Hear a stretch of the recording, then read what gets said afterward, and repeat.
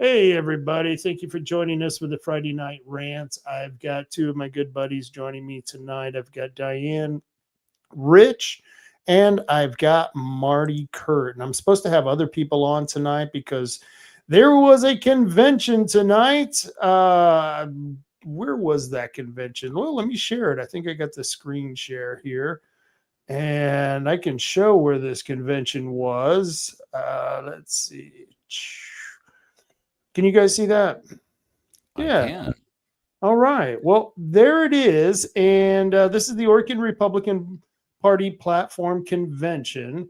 This is happening this weekend. It was Thursday at 8 a.m. to Saturday till 11 p.m. What? What? That's crazy. Wow.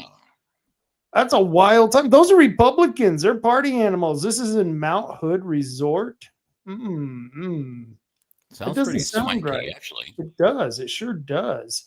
I don't know if I could afford to go someplace like this. This is.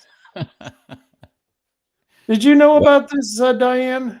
I did. And it is spendy. I think the friends that said they were going had spent about $600 in order to go to this meeting and cast their votes Wow. for the planks. And, you know, it's necessary to keep the Republican planks with the will of the people involved, but it is quite expensive. So, yeah. And that's the way I understood it too. It took a lot of money to get in the doors of this event, which means it takes money to participate. So it's not a cheap endeavor. So people are serious when they take these positions, the delicate positions or the positions on the executive board, who have to go to these meetings out of town, go stay in hotels, long hours at resorts, going over bylaws. This is what the platform is all about, trying to figure out what we stand for, what we're going to represent. And I hear they're trying to shear it down to almost nothing. I don't know. Well, there are those that feel that it is important to remove a lot of the language that the Republicans operate within. And, in some cases, that may be a good thing, but we have to put our faith in our delegates that we sent to keep them on the right path. I believe that it's really imperative right now that this year they allow every bit of language that allows for the end of vote by mail and hand count that can possibly be passed. What do you boys think? yeah, Mark. well, that's the way I understood it because it was, we were talking about this at the meeting of Republicans, not at the Republican meeting, by the way, but we were having this discussion saying how much it costs to go. They were trying to get alternate delegates. It's like, who can cough up the 600 bucks or whatever. It's 300 bucks to stay plus travel plus all these other things. And but the whole thing is they were really, a lot of people were really pleased with what the Republican Party platform was before, and now they're trying to turn it into something else. And I think part of it is, like taking out election integrity items, and I'm like, that seems to be the exact wrong way to go. But that's me. Well, it seems like Oregon is going the wrong way on pretty much everything right now. It's like, okay, guys, I took a ride where I normally go on the Adventure Coast outside of Coos Bay. And I stopped at Shell Rock to look at the sea lions and the seals. And by gosh, there's a sign there that says, coming soon, it'll cost you $10 to stop your car there. Yeah. Now, people stop at that turnoff point and they're there like 5 minutes. Who's going to enforce this and take $10 for something? This is just ridiculous. It's like everything else that Oregon is doing right now. It's just one more ridiculous thing after another. And I'm getting really tired of it, guys. I've got the video that you took. Let me play. So I'm here at Shell Island where these new signs have gone up about a parking fee coming soon. Just one more reason to get rid of the idiot governor, Tina Kotek. Your governor, right there. Yeah.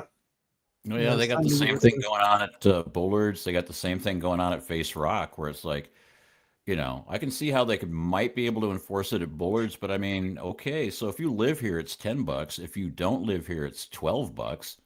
And well, they said, well, but if you're camping here, then you don't have to pay. But I'm like, there's a lot of people that use the boat launch there. There's a lot of people that like to go walk their dogs on the beach and go out to the lighthouse and do all sorts of things. So you're going to tell all the people that live here that go to Bullard's Beach all the time, now they got to cough up $10 every time they go in. I mean, this is as ridiculous as the $4 billion ODOT tax they're trying to pass in Monday.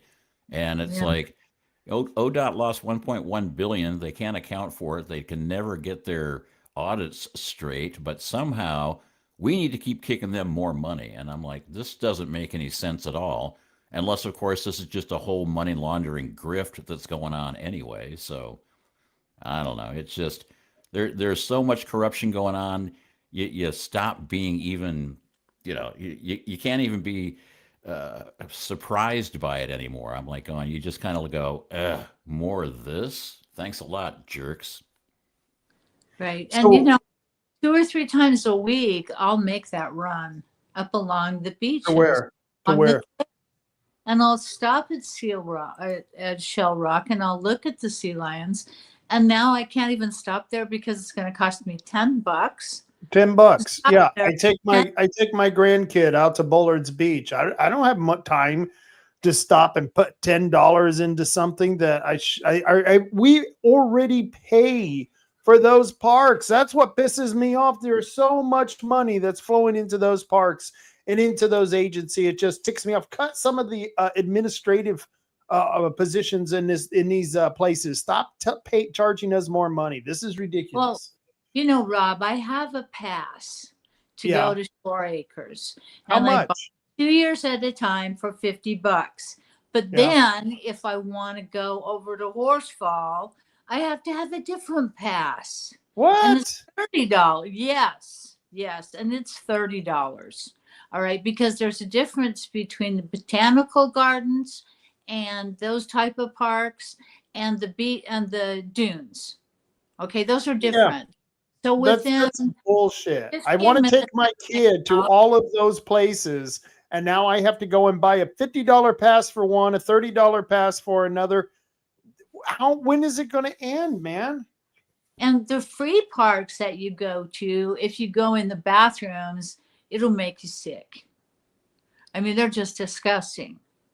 So with all this money that they're collecting, the least they could do is take care of those bathrooms, keep them with enough toilet paper and pumped out. It's just disappointing. It really is. And these are beaches. Now, what about all this transient tax money that they're collecting? Did you know that they're collecting that transient tax money from people that are doing short-term stays in their home? There's a business license from North Bend City that you have to obtain if you do short-term stays. So in addition to all of the hotels, you've also got them from home that you're supposed to be paying all these taxes for the transient tax. And that's used to advertise the county, right? Am I right or wrong? Yeah, absolutely. It's 70%, 30%. 70% Yeah. goes to tourism, 30% goes to some government agency, and it's not a fair split. In fact, it's the opposite of what we should be allowing. If we even have the tax, I'm opposed to the tax right off the bat. I'm just saying that it's ridiculous because when my kids come to stay, I pay for their rooms, obviously, but the tax alone is $40. Right. And okay. So who's really paying the transient tax? We are. And we're not really getting any benefit out of it because the reason people come to this area is the ocean, right? Yeah. Highway 101 and the ocean. And I know, like they have to advertise that. Like people know where the freaking Pacific Ocean is. They do. They do. And Breaking Where news. is that?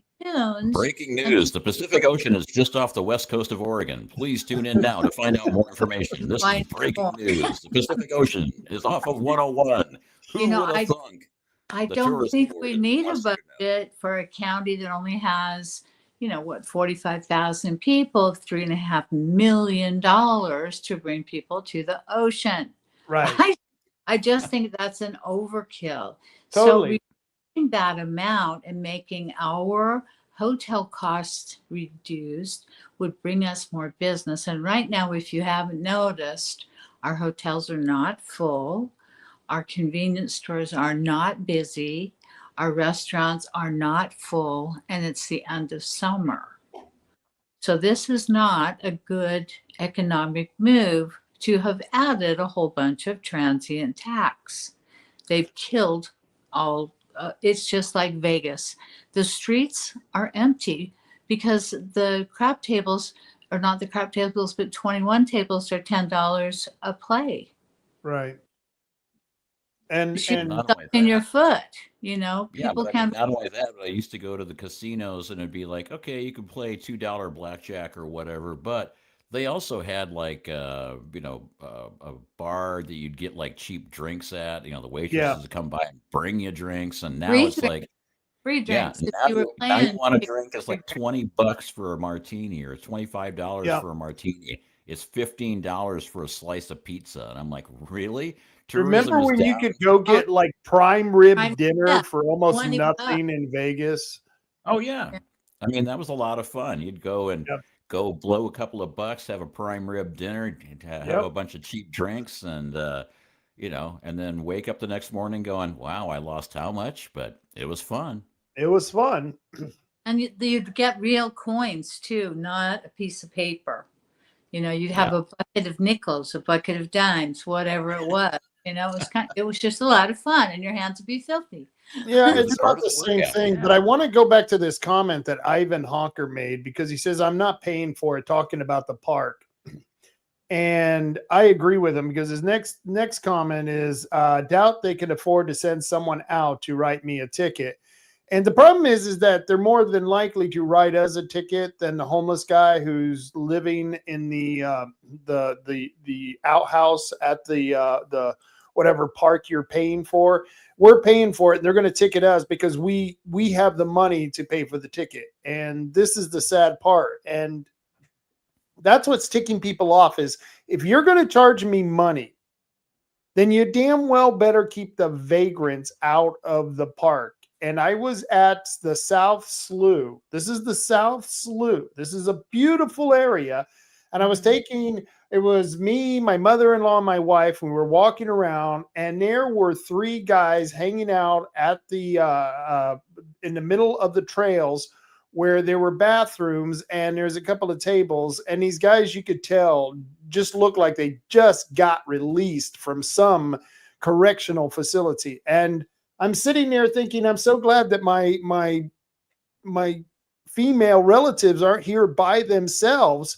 But yet I'm ticked off because now I'm going to have to pay for that. And I have to put up with the vagrants. This is what's ticking people off. And I'm tired of this bullshit. I know. Yeah, I mean, there's so little accountability, and there's such a big problem with the more than evident two-tier justice system, and the fact that if you're a drug addict or you're a vagrant or whatever, well, you get higher priorities than the people that are actually being taxed into the ground. It's like, okay, now our taxes are going to go up, and your payroll taxes are going to go up, and it's going to cost you more to register a car, and you're going to have to like pay a lot more money for fees for the DMV, Yeah. and it's like, oh, and in the meantime, the DMV lost $1 billion, and nobody seems to be being held accountable for it. So, No. if you're going to get PO'd about stuff, you're going to get pissed off about stuff. It's stuff like that. I mean, how Yep. dare you charge me $10 to go to a park in my town when, after you're like basically taking most of the money I've got coming in taxes anyway. So, Well, I mean, let's look at this particular turnout. If there was an area there where you could stop and take a hike, fine. But there isn't. I mean, the only thing you've got there is a surfer trail that maybe an 85-year-old European or surfers could take. What are you talking about? I'm talking about by Shell Rock. There isn't anything you can do other than stop there. You're there 10 minutes because you stop and take a picture of the sea lions, and then you get back in your car. So it's just too expensive all the way around. It's just such a ripoff. They haven't thought about what they're doing there. We already pay through the lottery for these things to be Yep. maintained. So what the heck is going on here? We have to pay over and over and over and over again for the same thing. And the money goes to what? The industrial center for the homeless or illegal immigrants. Is that No, it goes only to thing that pay. matters to the It goes kids? to pay the salary of the administrators who are making $800,000-$900,000 a year, and then Yeah. they retire and they make the same Well, amount of that's money on retirement yeah. as they did while working for the agency that's ripping us off. It's like we're rewarding them for screwing us. It's ridiculous. It's absolutely ridiculous. We need Doge so bad here. I mean, Oh, really, yeah. come on, please help us, help us. Yeah, well, we need Doge and we need accountability. I mean, it's like it's pretty easy to point out who's ripping who off. I mean, you look at the salaries of some of these people, and it's like, our glorious governor said, "Oh, we're going to stop all travel." Well, except for my $200,000 trip to Japan, but we're stopping all That travel for everybody does it. else. And how many people do you know that need to spend $200,000 to make a trip to Japan? My daughter travels to Japan. It doesn't cost $200,000 to $100,000, get yeah. there. It really doesn't. And no matter how you stay there, because she wasn't staying in a hostel when she got there, she was staying in some of the nicest hotels in Okinawa. Yeah. So this is pretty ridiculous that we should be spending that kind of money for her and her wife to go Yeah. to Japan and solicit what? She shouldn't be involved in foreign matters anyway. So you see this number, let's see. You see this comment by Phil Taylor. He says about 10 cents on the dollar actually helps the citizens. He is correct. 90% Right. of every dollar that gets sucked up by the government goes to some administrative cost and into the black hole of government and out of the economy, usually forever. And we lose wealth when this happens. And we wouldn't need government for all these different agencies because we'd be able to do all the things that government is trying to do for us and not doing very well. And this statistic right here, I don't think people realize this. I mean, if you were giving money if you were getting that kind of return on investments, I don't think you would be investing very long Oh, into no. something. I mean, but you look at stuff like the Red Cross, it's the same thing. I mean, the Yeah. American Red Cross has been working with FEMA to actually place people, bring in illegal immigrants and put them places because of it's a crisis. It's a crisis, and we have to give these people some place to stay. Because when Coos County Fairgrounds said it's okay for the Red Cross to use the fairgrounds as an emergency location, I'm going, you better be pretty careful about that because the Red Cross can work with FEMA and say this is an emergency, and all of a sudden now we got 10,000 people from illegal immigrants living in the fairgrounds in Coos County. And what's that going to do to our economy? What's that going to do to our policing? What's that going to do to just our general way of life? Right. But Did but they it's get that like fixed?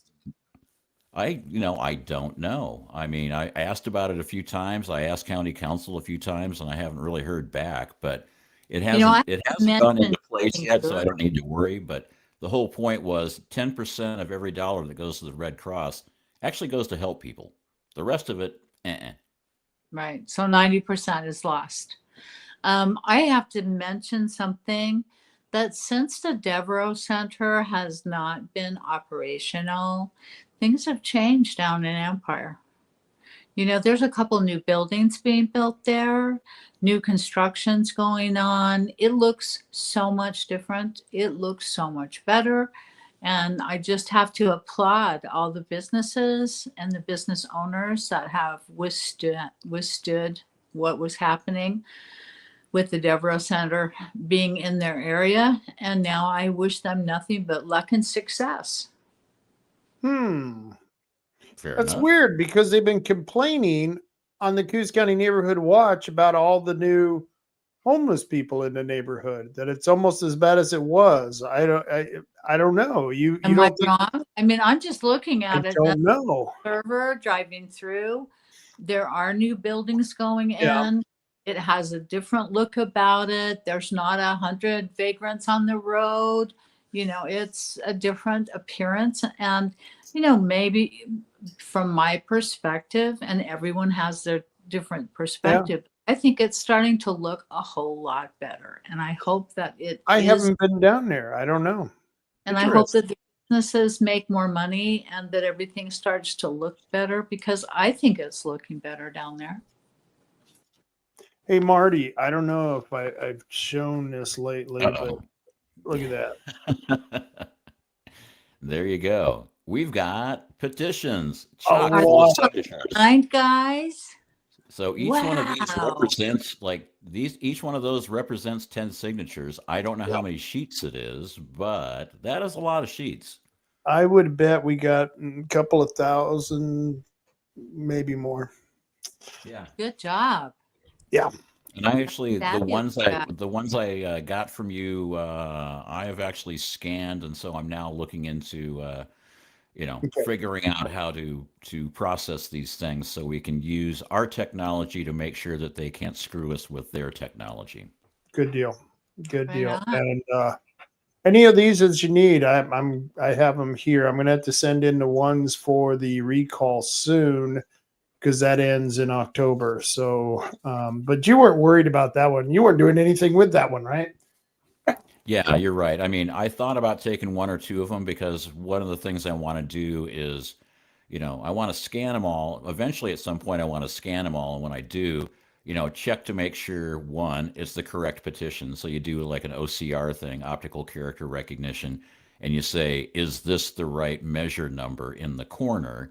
And then also check to see if they've been signed by somebody like you, me, or whatever. Mhm. Make sure that no blank unsigned ones get through.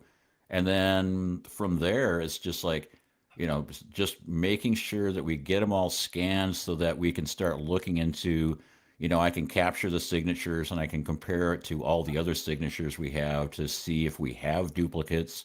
So we can make a note of it. So if we have dupes, we know about it in advance and things like that. So, the whole idea is to, leverage technology to the best of our ability. Mm. And hopefully I can make that happen. Cool. Good deal. But it's been a lot of work, and thank you, Marty, for being quite the trooper. Thank you, Mary, too, and Tom. All you who have come out and helped. It's been a wonder, and we can always use more help. Oh, Don't yeah. be shy. I mean, we had somebody show up and she said, I've got a table, I've got a chair, I could put up signs, I could do this in other places. And I'm like, I got her name and number. So, if you want to volunteer to collect signatures, yeah, please let us know. I mean, it doesn't just have to be me and Rob and Mary and Tom. It can be, we can take 3 to 5 minutes and tell you exactly what you need to know to Yeah. get these signature sheets filled out correctly. This is not rocket surgery here. If I can do it, anybody can do it. So the biggest problem is not to get sucked into a fight. I'm still having an issue with that. Rob is so much better. Somebody will come up and start saying, "Well, vote by mail is great. It's secure. It's da da da da da," and Rob will just go, "Mm-hmm, uh-huh, yeah, mm-hmm, yeah. Are you gonna sign this? No? Okay, go away."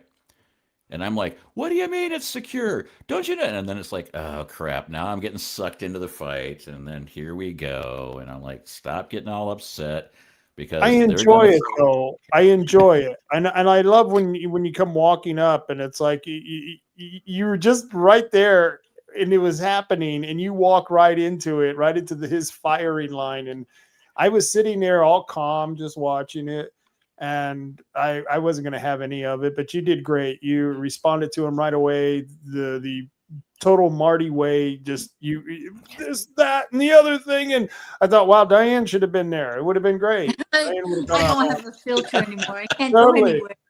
I have to stay home. Yeah, I mean, For a while I was holding my ground going, and it's like, well, but if there's two ballots, then they'll just throw one of them away. And I'm going, so that you've seen that in person. You know that for a fact. You were actually standing there when they got two ballots from the same guy and they threw one out. Well, first question is, which ballot did they throw out? How do they know which one was the right one? And the second one is, if you weren't actually standing there, I like, no, I wasn't. I'm like, well, where'd you get the information? Well, from the clerk. I'm going, yeah, and you don't think the clerk is, yeah, the clerk is going to tell you the exact truth about what's going on. Have you not been paying attention? And then he started going off on something else. I'm like, okay, I'm done talking to you. And then he still kept chirping. I'm like going, I'm sorry, sir, but there's no way to fix stupid. And, talk Right. to you later. The key is when the clerk holds a news conference and tells you how secure the election is. Yeah. The election is therefore not secure. Yeah. Who does that? Who says, hey, listen, everything is perfect over here. Look the other direction. Look this way. No. Hey, Diane, you ever drink these Mary Jones marijuana infused sodas? I don't think I've ever tried them. Are they delicious? Well, this one is weird. It's green apple. It's like drinking one of those remember those green apple candies? Yeah, really hard. Most Yeah. It's like drinking one of those, and then you just get that marijuana flavor to it, and it's but it's a weird flavor. Yeah, No, so it's Jolly Rancher with pot. Nice. And you can That's drink it. it. Jolly Rancher. That's exactly what it is. It was Jolly Rancher with pot. I invented that. Wow. We need to do commercials for them. If you want to drink a Jolly Rancher Green with a lot of THC, Mary Jane soda, it's Jolly Rancher with pot. Jolly How Rancher. could you lose? Well, Herbal Choices is already my sponsor. I was going to contact Mary Jones and see if they want to help out too. Help out the cause. If anything, just send you a couple of cases. So yeah, whatever. That helps out the cause too. Properly. Yeah. I'm really amazed at all of the new things that have come out on the market since marijuana has become legal and how few of my friends drink these days. It used to be quite popular for someone to buy a $500 bottle of wine and bring it over for a party. And that's no longer necessary. To be quite frank with you, I appreciate that in my life. I really do. Things have changed and I'm much happier. Good. So Ivan says, shoot, let's fight. Turn right back around on them and let them leave with their takes tucked. I'm guessing that's tails, but yeah. Tails, I would say, but whatever. Let's fight.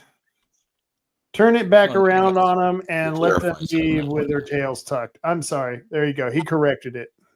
Yep. Wow. So we just have to read some comments ahead, I guess. So there we go. Yeah. I don't expect me to read comments ahead after I'm drinking a Mary Jones marijuana infused whatever. That's an obvious time of be nice, please, people. So Well, let me tell you something. I can read ahead for you then. I'll take care of the reading ahead part of the program. How's that? Oh, thank you. That would help out. Are you drinking tonight? No. Well, I'm drinking water, so I'm drinking water too. Well, screw both of you. Jeez. Hey, this is the way it has to be sometimes, Rob. Man. We'll talk about that.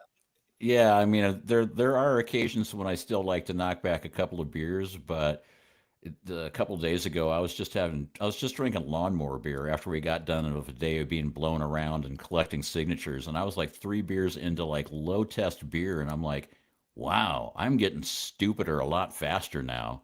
And I don't know if it was because I'm tired or I'm getting old or I'm just can't hold my liquor anymore. But either way, I'm like, yeah, I'm not going to do the RTR and like we did last year where it's like, and now Marty's on beer number 10. Let's see if Joe in Curry County can keep up.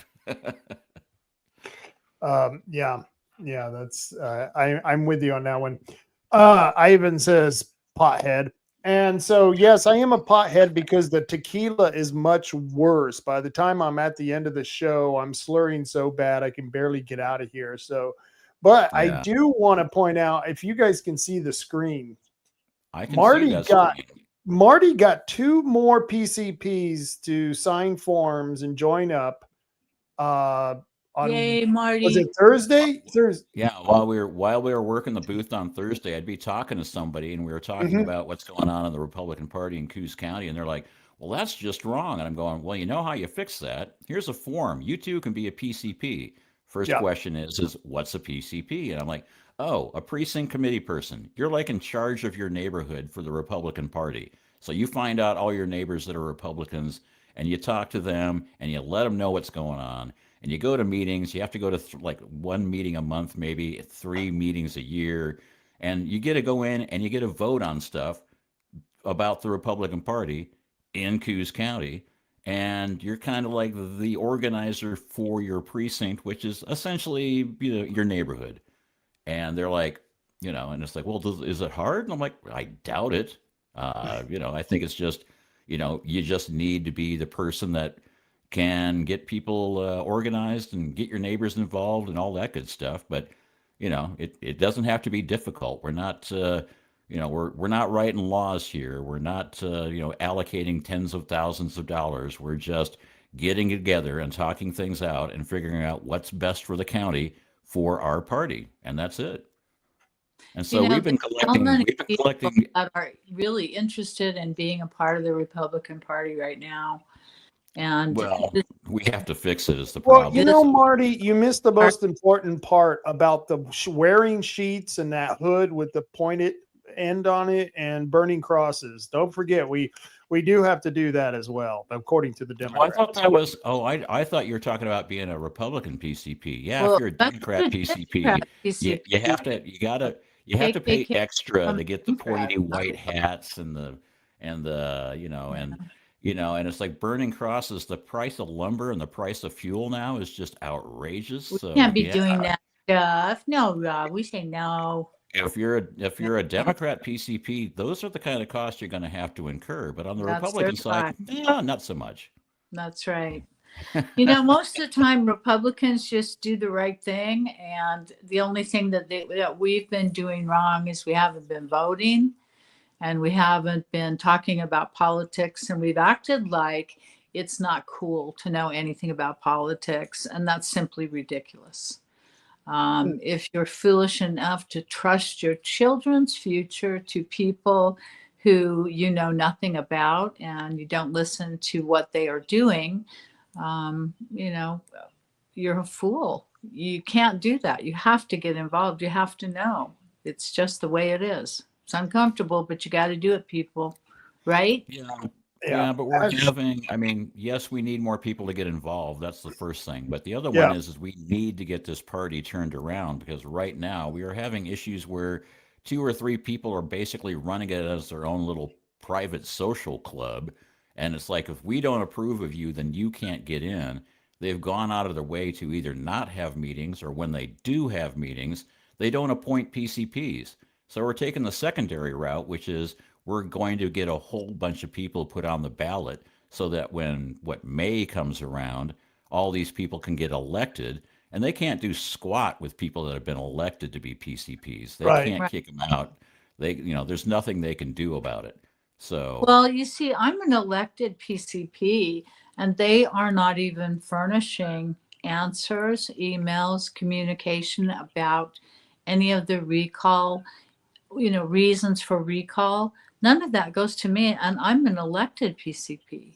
yeah. That's But I I mean, want to talk about that, but let me answer Ashley Hicks' question. Can we agree when folks get released from prison, they should be required to identify their housing before getting out, not released to the homeless camps? And yeah, I think that's not a problem.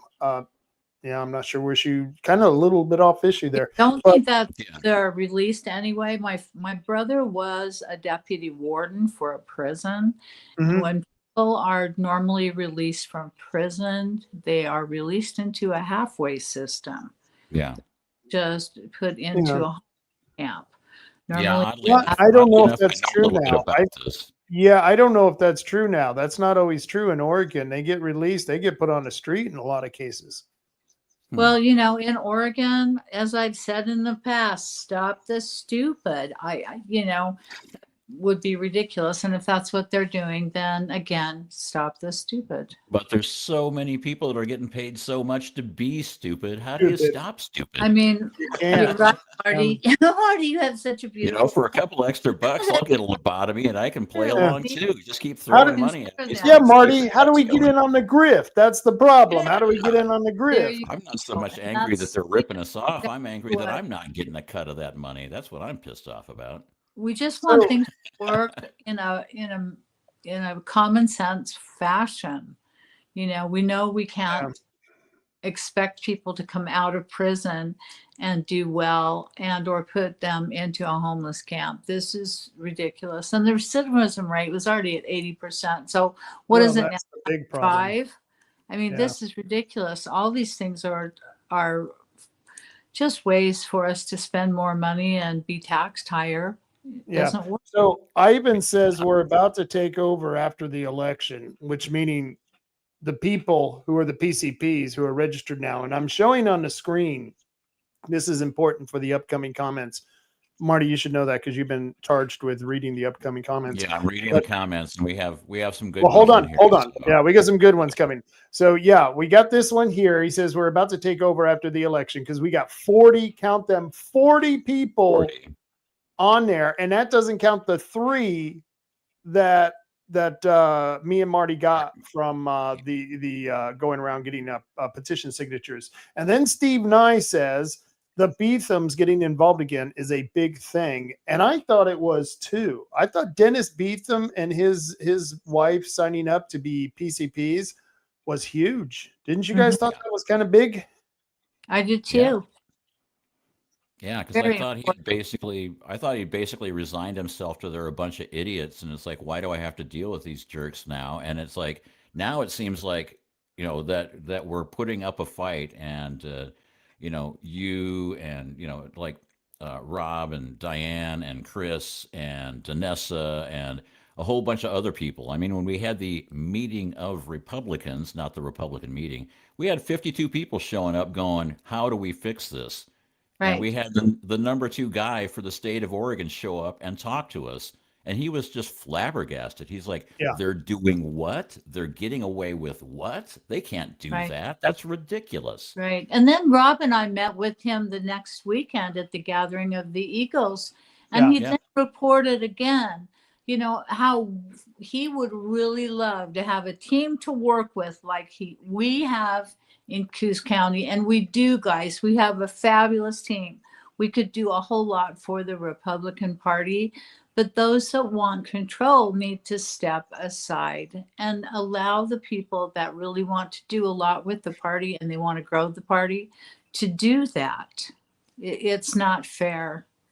No, that's not right. It's morally wrong, and we know they're doing it for the very, very nefarious reasons. But Ivan Hawker, this is a hilarious comment about Steve Nye. Steve Nye, the furniture guy. Where does that expression come from? Steve Guy, the furniture guy. We It's love Bill Steve Nye, Nye, the science, or right? Bill Nye, the science Steve guy. Nye, the science guy. That's it. That's it. Yeah. Who's not really a science guy, but that's his moniker for TV. Well, that's so. what he called himself. Hold on, guys. I got a special guest who's popping in. Let's see if we can get him on here.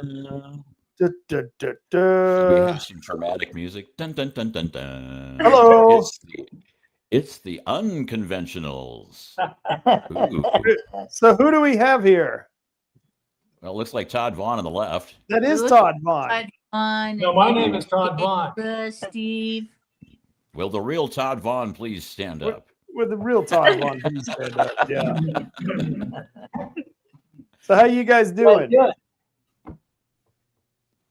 So- Roman Rogers from Klamath County, farmhand with dog on X. Hand Nice. with dog. I'll have to go look for that one. You guys gotta like scoot in. Oh. Even on YouTube. I'm just trying to- And now we have You guys Michaela. there? No, you can scoot back. Scoot back. I think we have the whole NVBM pack here now, don't we? Do There we have you a go. quorum?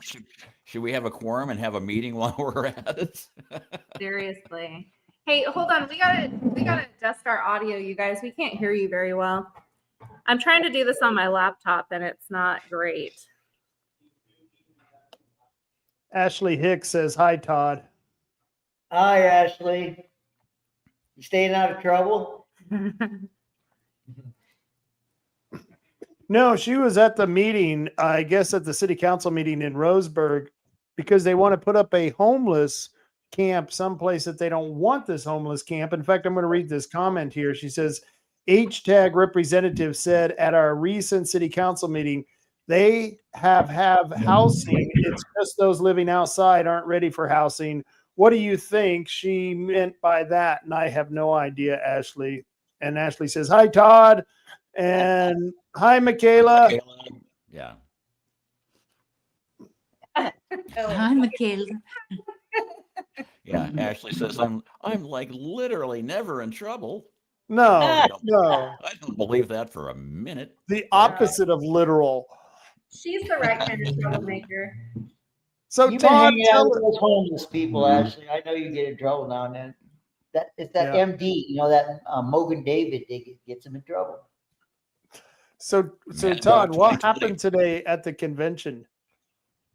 Same kind of zoo that it always is. It was almost as good as when we voted for the committee man and committee woman. Remember that? It was almost that good. Insane. It was crazy, you guys. Crazy. So did they water anything down? Did they take anything out? How bad did it get? Well, they redrew the whole platform. A lot of people said they used AI and but the real object of it for the people that did it was to take all the stuff that you could call policy out of it and get right down to, I don't know, what you call ideology, philosophy, you know, what do they call it? Main principles. Values and principles. Values and principles.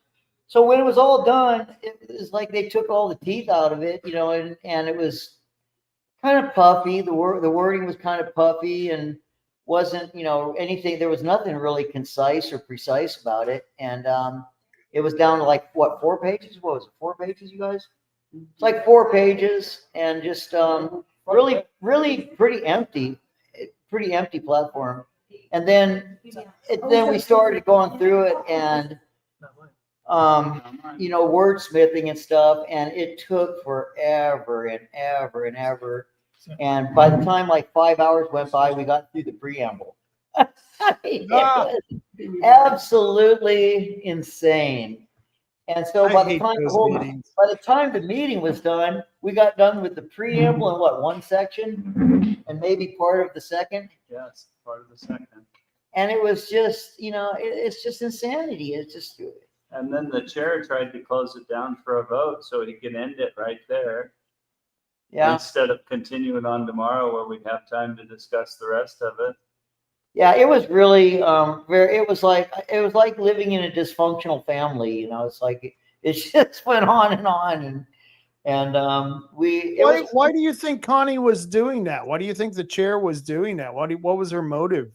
You got a reason? I don't think it was Connie's fault. I don't know Connie very good. I mean, I've been around her a couple times, but it was I don't know who really you would say was responsible. Who's the white hair guy that kind of ran the thing when they put it together? Rick. Right. Oh, John Wright. John Wright he kind of was helping run this stuff, and I think everybody's hearts were good. I don't think that, you know, that their hearts were bad. They just decided that they wanted to take all the policy type language out of it and get it down to the core values type stuff. And and some people said it was produced by AI, at least like the original version that they worked off of had some AI work done in it. And it looked like it might've been some AI work to me, but I don't know. I don't think anybody was really nefarious with the way they wrote it. I would just say that let's put it like this. You're not going to hold David Brock Smith to the fire with this platform. You're not going to hold his feet to the fire, because you just can't really pin nobody down with it as far as, policy and what we expect out of our legislators. And I think that that's actually more important in a way for a platform. The idea was to be able to take the platform and show a Democrat or maybe a non-affiliated voter, here's what the Republican Party is about. You should read this. It's not very long. And you might want to think about becoming a Republican. That was kind of the idea, the mental picture. But really, all they did was they lost all the teeth, because the teeth was in the policy stuff. And personally, I would prefer to have it longer and with more teeth, that I could actually hold my legislators to something, where I could say, look, these are the planks. Here's our platform.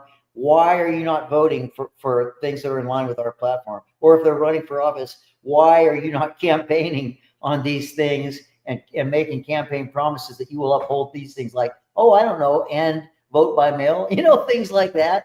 And that wasn't really the way they wrote it. So yeah, I mean, well, first off, using AI to generate anything is a horrible, horrible problem, because the way AI works is that you use large language models where they have all this information that they gather from the internet and gather from all these places. Well, like Grok on X and Chat GPT, well, they've been gathering all this data from woke leftist sources, which means the modeling they're using is going to replicate and regurgitate woke leftist garbage, which means, so it's just, AI is a horrible thing to use to try to do something that's got any stuff to it. It sounds like you guys are writing the woke, puffy, my favorite pretty pony unicorn program to get everybody to join up and join hands and do a kumbaya moment. And I'm like going, we don't need that. We got spineless Republicans everywhere. We need Republicans that have a spine and are willing to stand up and say, hey, this is the right way to do things. Here's common sense. Let's do that. It's not, well, our methodology should be that everybody gets a fresh hot cookie from the oven and we pat each other on the back and life is going to be good for everybody. Yeah. No, 100%. value. Everybody wants to know there's consequences and what we stand for. So if And you the cookie. take out teeth, there's nothing that you stand for, then you're worthless. At least that's about how I look at it. Yeah. 40-year losing streak in the Republican Party in Oregon, and we want to move the goalpost to the 50-yard line to make it easier for everybody. Yep. When the Democrat Party is not only playing a full football field, but they're playing 2 football fields as they try to sue the President of the United States over these policies. And we're sitting here losing and divided as the Republican Party of Oregon. What are we doing? Competition.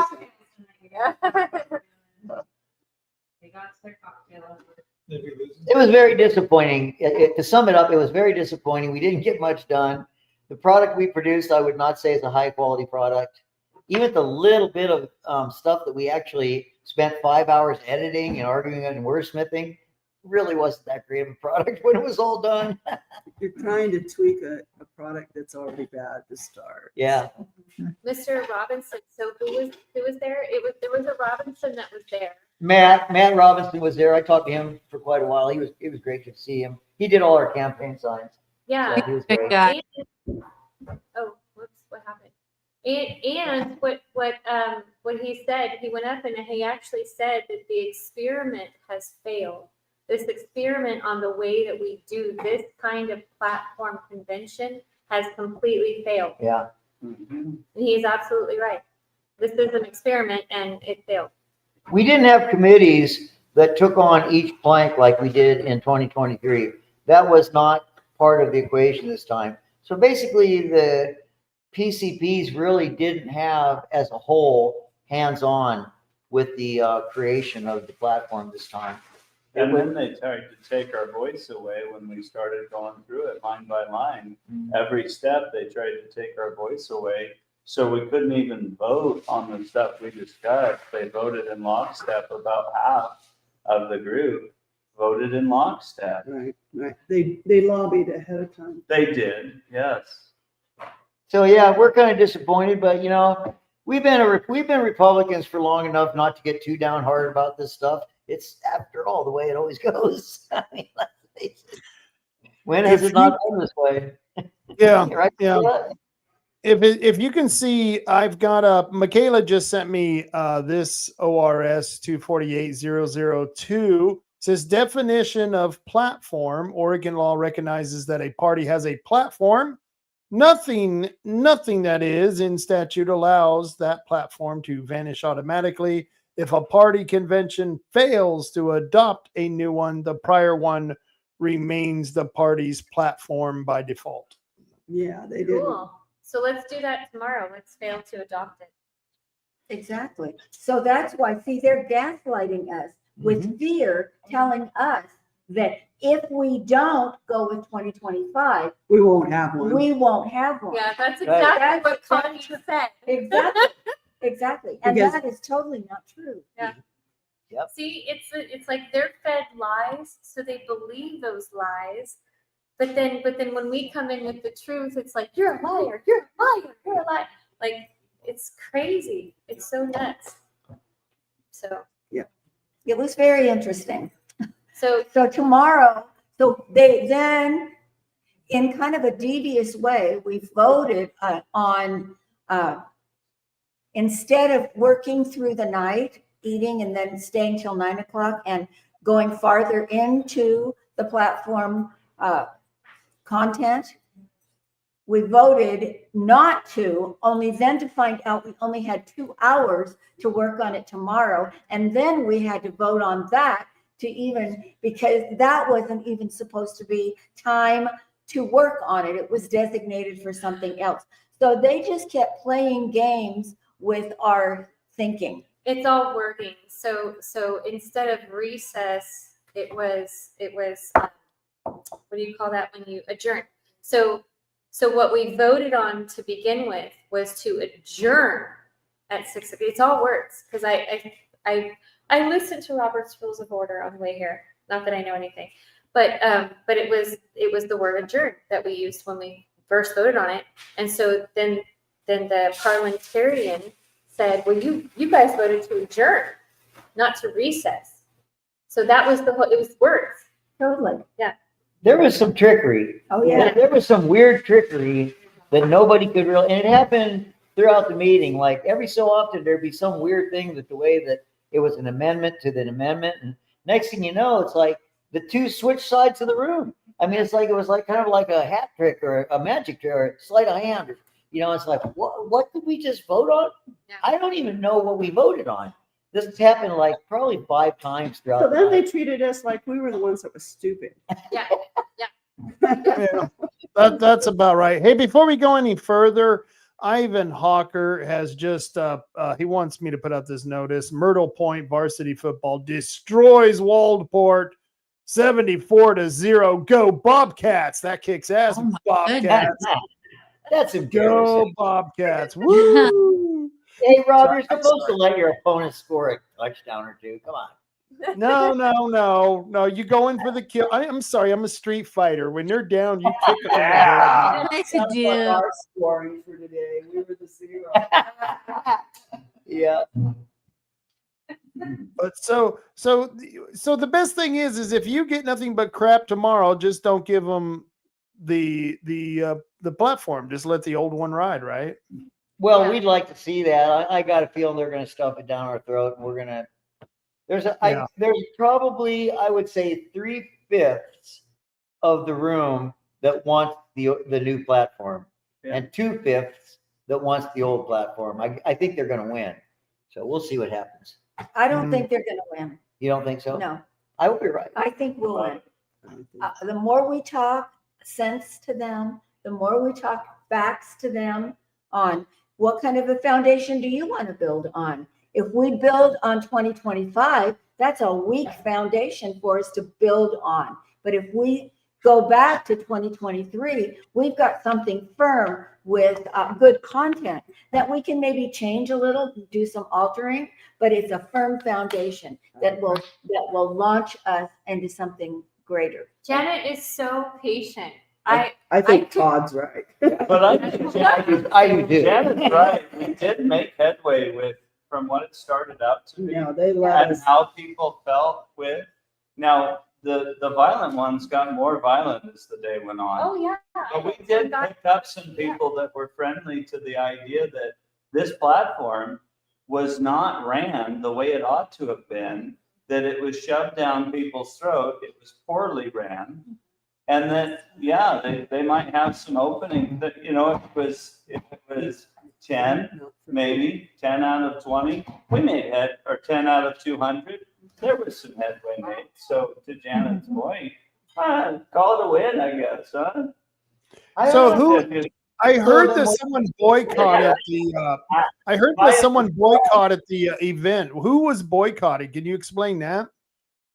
They didn't actually boycott, but they had planned on boycotting.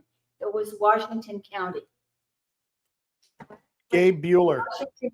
Washington County originally planned on boycotting and changed their mind.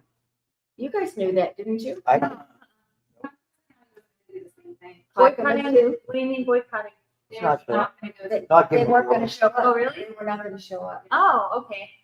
So what, so they stepped around quorum, though. They were saying something about quorum. They were saying that doesn't apply, counties don't apply, county count does not apply in quorum for the platform convention. Which is interesting to me because always you have to have at least the majority of counties present. And you have to have the majority of quorum. And what were they missing? 5 counties? 6. 6? They were missing 6 counties entirely. So. Yeah. So, and that was my argument too, no representation. So that, you know, I talked about Douglas County not even having delegates until 3 weeks before this convention. And then I talked about Coos County not even allowing their bonus delegates or alternate delegates or allowing to vote for them. And then other counties, it's the same thing. So we did not have representation, and that's actually against an ORS law. And I actually made the point that their efforts in the 2025 platform was null and void, notwithstanding. So I moved to actually table the platform portion of the convention, but that I was turned down. So They just kind of slid right over it. yeah. And you know what? Here's what makes me mad. I'm sorry, you guys, I'm talking, but like what made me very, very upset. What is it called? Parliamentarian. Parliamentarian. Yeah, parliamentarian. He actually had no opinion throughout the entire thing,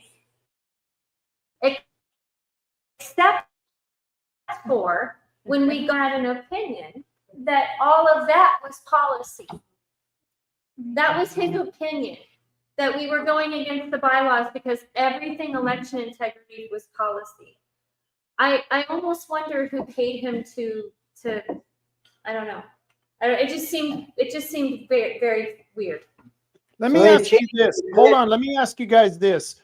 That's a deep philosophical question. Should your policy, I'm sorry, should your party platform reflect the ideology of the party to encourage people to join, or should it reflect the policies that we want in place to restrain basically bad players and bad characters in the party itself? That's a deep philosophical question. Do you want policy or do you want ideology in the platform? I think that should have been discussed before you even had this meeting.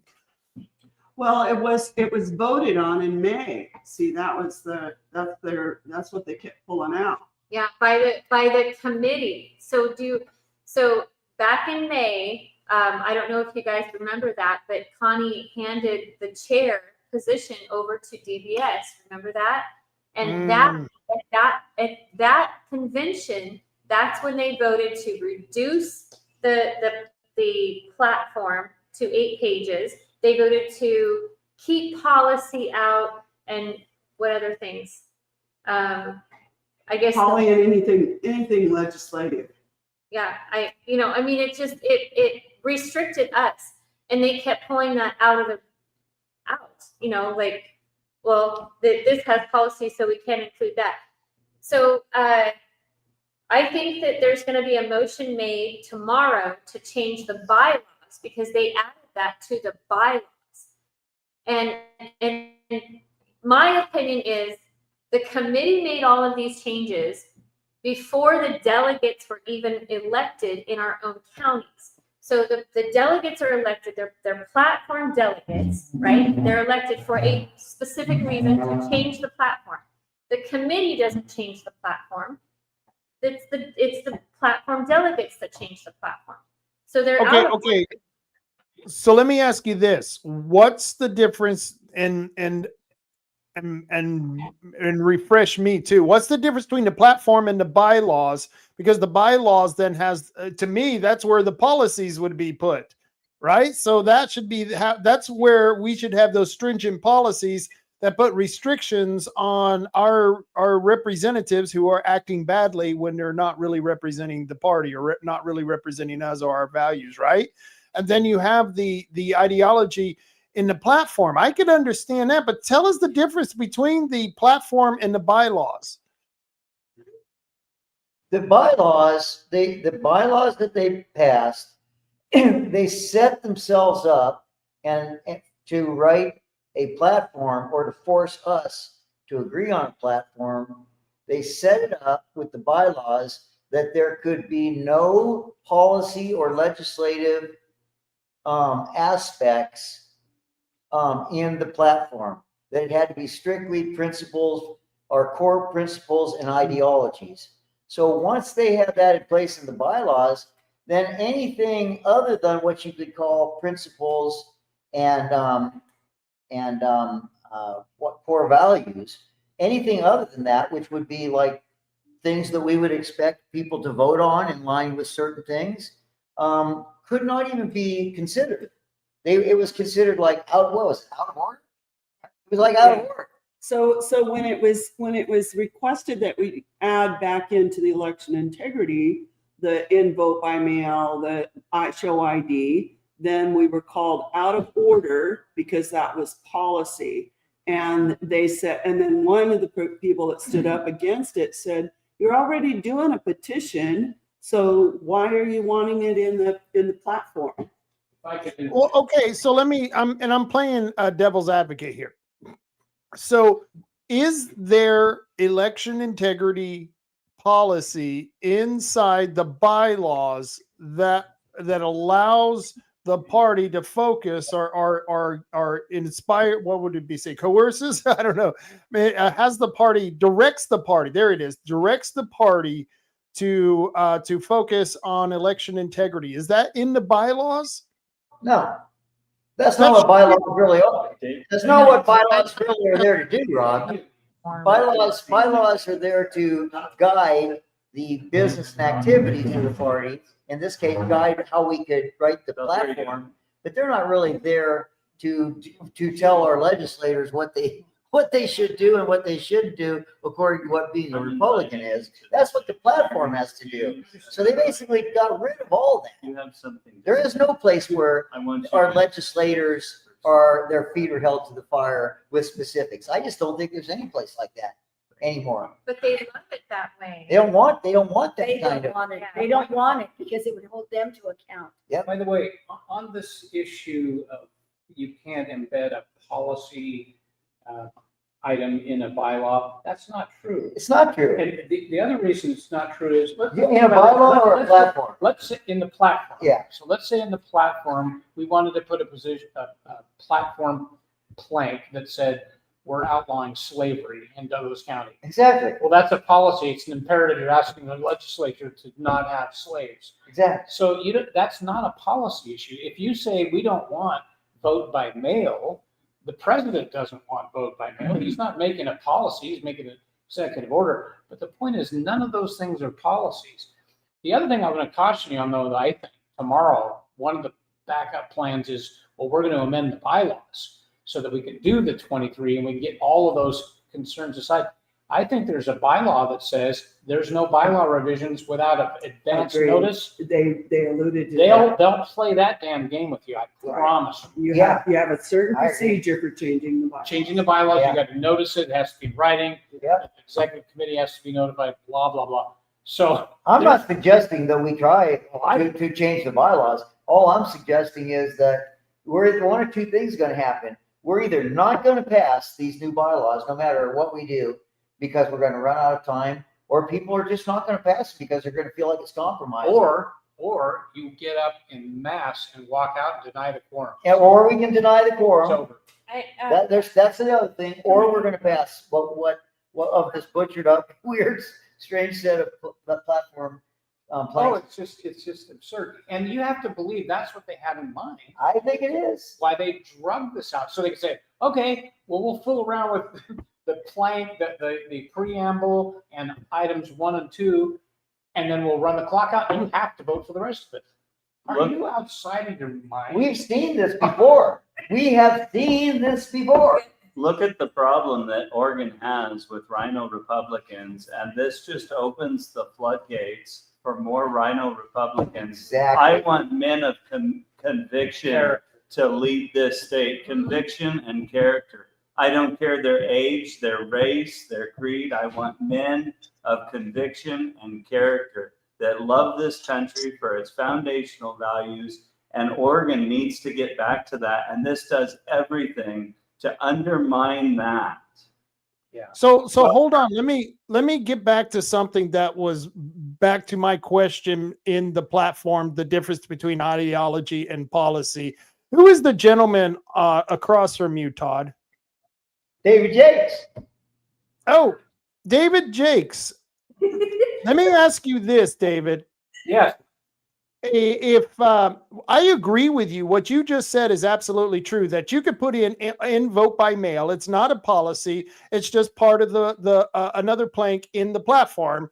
And that's really not a directive. It doesn't give you any directive. That's completely true, right? That's I can understand that. So why would they not allow that? Because not only because you put in vote by mail, you could also put in things like other conservative beliefs in there, just like in vote by mail, that have policies.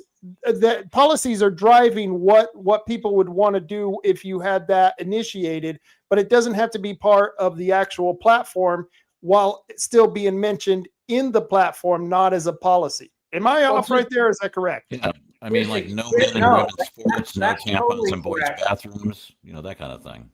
I'm sorry. Who did I cut off? Oh, Oh, okay. I'm sorry. I was just saying there's other things besides and vote by mail. You could say we want to say we do not want girls in our men and girls sports. We There don't you go. want tampons in boys' bathrooms. Right. You can The same frame exact things. thing applies to a pro-life plan. Yeah. It's the same thing that we don't support. It's the position of the Republican Party. And it's, by the way, something that's going to attract people to the party. And that's the whole point. But AI told them it was policy, so. Yeah. Uh, Yeah, but they You didn't. can, and you can frame it, such that it is a value or a principle. You can just frame it as a value or a principle, and then therefore, if they're doing values and principles, you can just slot it right in. I would think. It's a sleight of hand, you guys. This was a sleight of hand. They tricked us. It's an open They society. conceptually tricked us. Absolutely. When you take out the teeth and you say you stand for nothing, they try to assume they'll attract more people. But in all actuality, It's the people opposite. need to know what you stand for to either decide to join you or walk away. And move so the when goalposts. you are a wishy-washy person, like David Brock Smith, he wants to do all of the worst things and then say that he's a good guy. He's going to want it to be that way. Take out the and vote by mail because that's how you cheat. That's how you win elections in Oregon. So So you can't- guys, stand up against that. Let me ask you, and it doesn't matter who answers this on your end, guys, but so what is in the platform? Is there anything good in the platform? Is there anything of value in the platform, or is it just garbly-gook that they just spewed out and it's a good a dog whistle? It's garbly-gook. I didn't, honestly, I found it very hard to vote on anything that they even brought up today. There was a couple of them, like changing person to people, that I agreed with, because there's no word person in the Constitution, but people is, and then just certain constitutional things. I was like, oh, Taking that. taking Oregon Constitution out of the platform. It's what's not in the platform that is the problem. Right.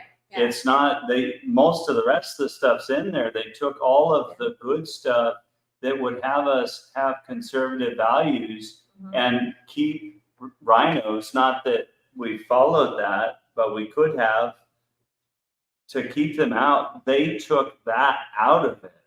So it's what was taken out, not what was added to, because nothing was really added to. They took the good stuff out of the platform. The 2023 platform had it all there. You could have revised it possibly or simplified it, and it would have filled that that need for what they're talking about. Well, that preamble is a perfect example, because what was in the 23 preamble was beautiful. It was almost poetic. And it really talked about the fundamental core values of the American Constitution and our founding documents, our principles, and honored the Lord. And then they took all of that stuff out and said, no, this is easier to understand. It was just the opposite. It was just, and that was a beautiful example. That could have been left just exactly the way it was in 20. And most of the people there, I think I heard you say, probably a majority would have supported that, but it's the way it was couched. And, we don't want to do, instead they sit and parse over 3 words and spend an hour on it. So Rob, you guys, I would say, just generally speaking, if you read the new platform, the new preamble, the new platform, if you just sit down and read it, and we didn't change it a bit, if we hadn't wordsmithed anything or didn't change a bit, it's not like you would read it and go, oh, I disagree with that. Oh, that's BS. Oh no, it's not like that. Some of it is. Dave's a little more careful.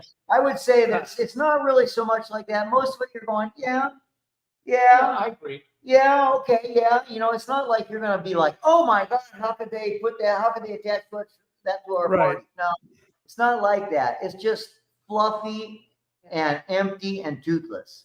It was. Right. It's kitties and bunnies. It's all fluff, like you said. Yeah. So Steve Nye is a guy who's a regular viewer, and he's asking the question: does it make our platform more aligned with our conservative principles? No way. Nope. So It's very vague. It's very vague and very weak. and you could easily, like, a Democrat could come across it, and a Democrat could go, oh, I actually believe that too because, I believe that too because, a Democrat, a NAV, an independent, but that's what they wanted. They wanted, they're saying that they want our party to be more attractive to other parties. And so that's why they're basically dumbing it down or watering it down so that it's attractive to other parties, because other parties can actually relate to it. Rather than The same reason that Oregon Republicans don't identify with the Republican Party across the state, in the rural counties in Eastern Oregon, in the rural counties, and even some on the coast. The same reason that the Republican voters are distancing themselves from the Republican Party is what they're allowing to try to pick up people without conviction. Why don't we regain the people that are already there through conviction and add new people with conviction? That's how we restore the Republican Party, not by moving the goalposts. We don't win games by moving the goalpost. We have 40 years of failed. We have not won a game in 40 years. And we want to try to fix it by watering things down and moving the goalpost. Not a winning strategy, Oregon.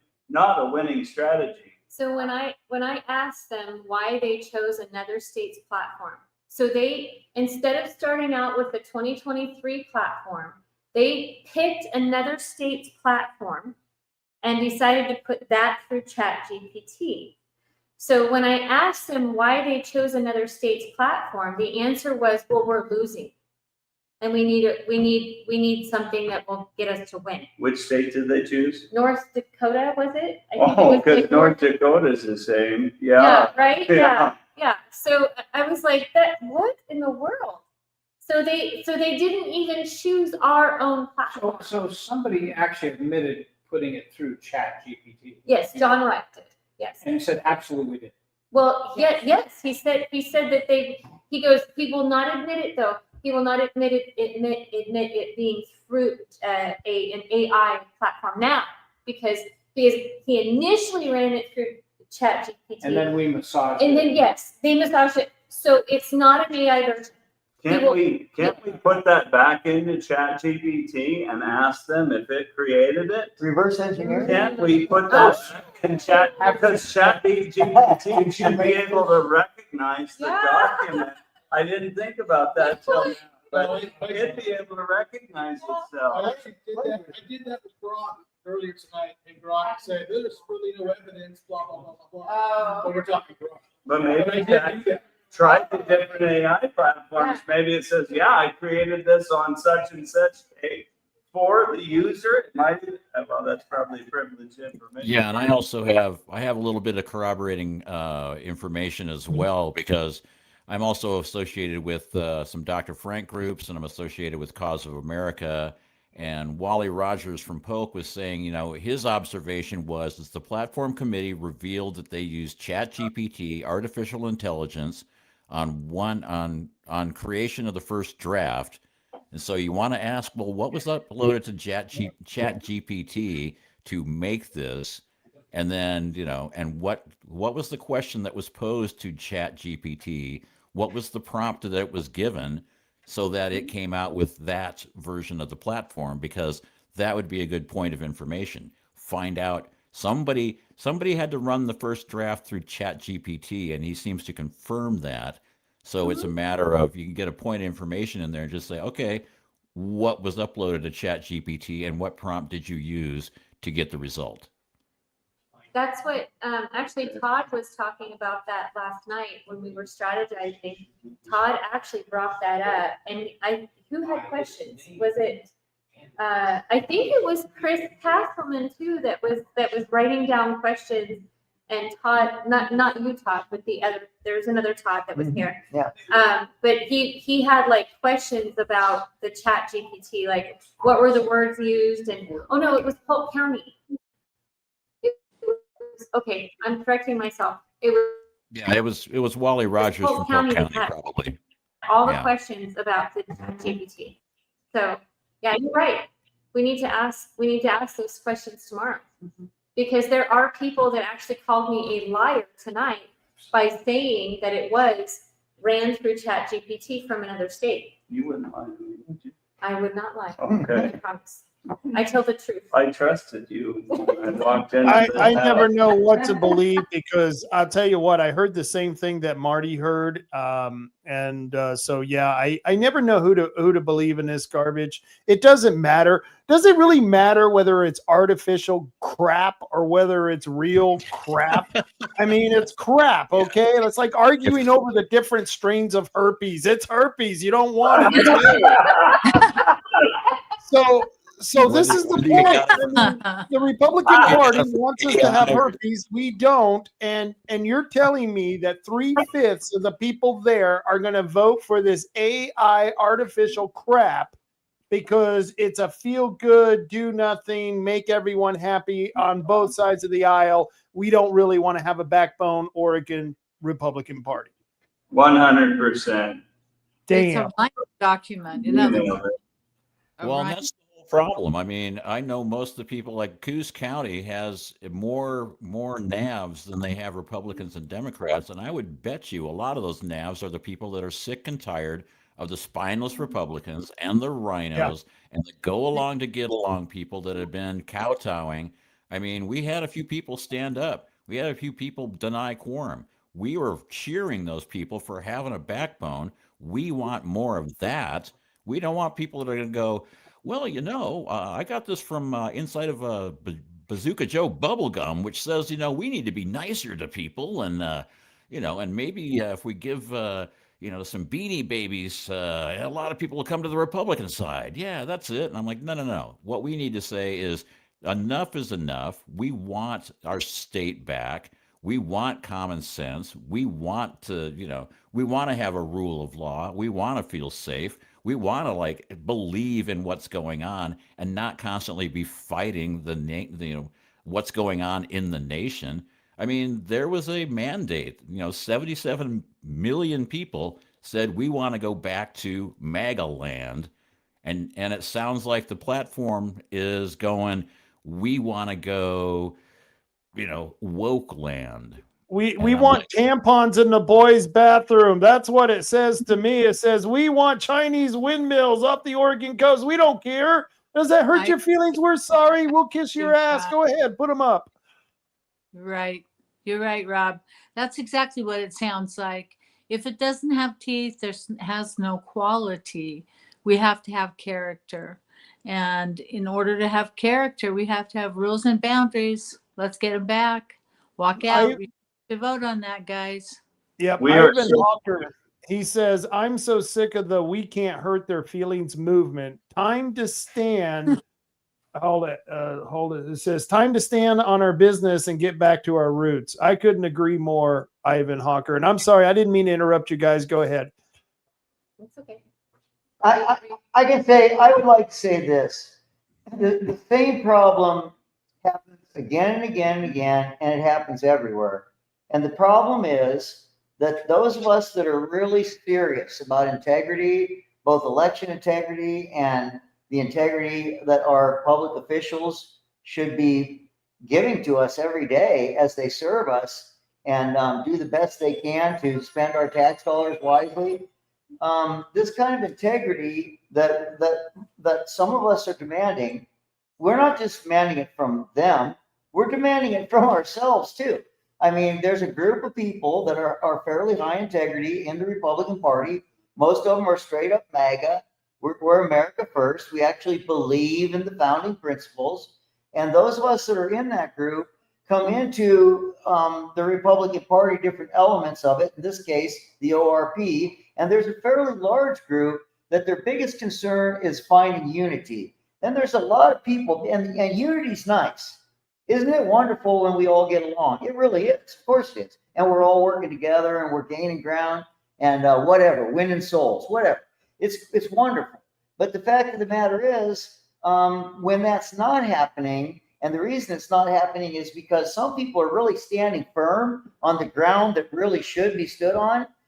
Those are the people that get blamed for the divisions. So we are constantly up against this being called divisive. Mm-hmm. And really all we are is, I hate to say it, and I'm not bragging, but we're just high integrity people that believe in public service and believe in, an honest discussion and we'll listen. We will listen. But at the end of the day, we're not going to act stupid just because you want us to think the way you do. And the fact is, this disunity causes people that are trying to come into the party, they're like, this is no fun. These people are fighting and we're not enjoying this. And it's not like a big party and it's not a love fest.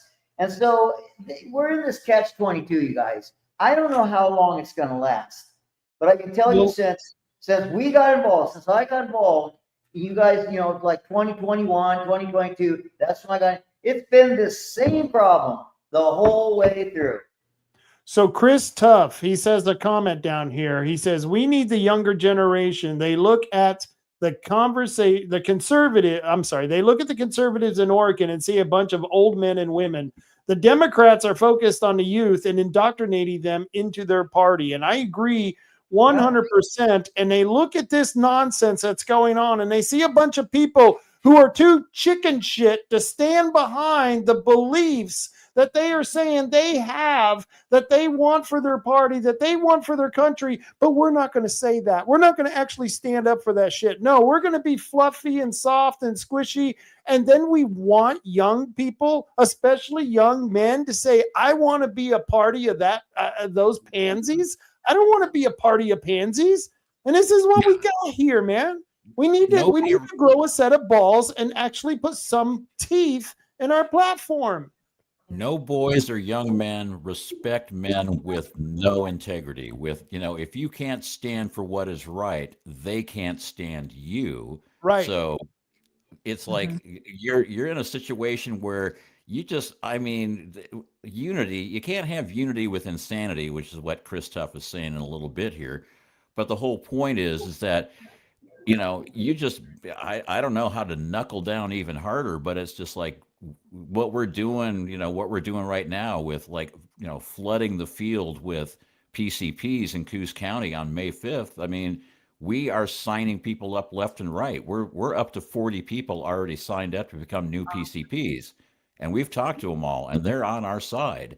So maybe we just need to get more people and at the grassroots, as opposed to trying to placate the people that are like the lily-livered, weak-minded, spineless clowns that we've got running some of the parties in the state now. I mean, so do you guys know what's going on here in Coos County? We have 40 people who want to be precinct committee people. 5 of those people are elected official. One of them is a commissioner, and our chair refuses to appoint them or take a vote to have the PCPs that are current to appoint them to the PCP position. 40 people being denied because these people in the party didn't want to hold it for the elite. It's despicable. We will not invite the next generation, but we aren't even going to recognize this world in shortcoming in the days to come with AI, with the engineering, with technology. Think about your grandparents and the smartphone, right? They didn't recognize this world. So we have a short window to invite them. We have to invite the next generation to be leaders, but we're too scared and too worried of giving over control. And that is a generational gap that is going to kill the Republican Party if we don't fix it. We have got to engage the youth. We have to engage the conservatives that watched their grandparents die. They watched their cousins die and their family members die during COVID. They were kicked out of their schools. They were made and forced to use a vaccine that we know what happened with that now, right, as it's being revealed. They are ready. They are ready to be done with this and to lead this Republican Party. But we have got to get out of the way and invite them, or else our time is limited on this earth. And if we don't invite the next generation, it will be our biggest mistake. Yeah, shouldn't we be recruiting? I mean, there's Charlie Kirk chapters going up all over the nation. Shouldn't we be showing up at these things and going to these people and saying, listen, how can we get you guys involved at the county level, at the local level? How can we get you guys involved? Because there is a big movement going on, and we just need to figure out how to get into that. We can ignore the clowns if we get enough PCPs to override them. Currently, we only have 49 out of, what's the number, Rob? 198, and we only have 49. And when I left the party in 2019, we had anywhere between 150 and 180. That number was always fluctuating depending on who was in the, because they always moved and stuff. So PCPs changed. But when you have that many, 198, nobody can take over a party when you have that many people involved with the party, because you're not able to get a faction big enough to take a quorum of 200 people. It's almost damn near impossible. This generation is already there. They're in FFA. FFA is all about civics. It's Yeah. all about Oregon, and it's all about the resources of Oregon, the foundation of an economy. FFA is already there. Turning Point is there. They're all about religious freedoms and liberties. They're already there. We just have to figure out how to invite them. And we don't tell them. We don't ask. We invite them. That's how you don't tell your teenage kid that he's going to do something. You invite him to be a part of it. Yeah. That's how we succeed with the next generation. These leaders already are here. They've already done the work. They're preparing to be leaders. Let's get out of the way. Well, here's the problem, though. I totally agree with everything that you just said, but we're never going to get that. Nobody's going to be attracted to our invitation to this party when it's as dysfunctional as it is now. And then you look at what we had to do. We had to take our problems into the public because we weren't able to solve it through the inner channels through the party system. We just weren't able to solve it. We came to administrative barriers that weren't even legal, weren't even right, weren't even in the bylaws. And those obstructions led us to have to go to the public and air our dirty laundry in front of everyone. And literally here we are again doing the same thing, airing our dirty laundry, because there's very little recourse inside the party function itself. And then we look at the kids, the youth, and go, hey, you want to join us? We're just batshit crazy. Exactly. I mean, when have you heard that when you give a document to the secretary of a nonprofit organization, they say it wasn't delivered to the president and therefore it doesn't count? What is the purpose of a secretary? Does she not accept documents for the organization? I mean, I've always heard that was what their job was. Am I wrong? What are you talking about? Well, I'm talking about Lourdes getting that letter where they turned in all of the applications for the PCPs. And then Michael said he wouldn't accept those PCP nominations because they were delivered to Lourdes. Now, that's absolutely ridiculous because at any time a secretary's He job... received the same email that Lourdes did. So he got those same PCPs, so he can't even make that excuse, really. Well, I mean, that was his excuse right there, was that he didn't receive them, although as you just bringing up, he got them in the email. But the fact of the matter is that either one of them can receive those documents and it's all okay. They can't make up the rules as they go along. It isn't all right to do that.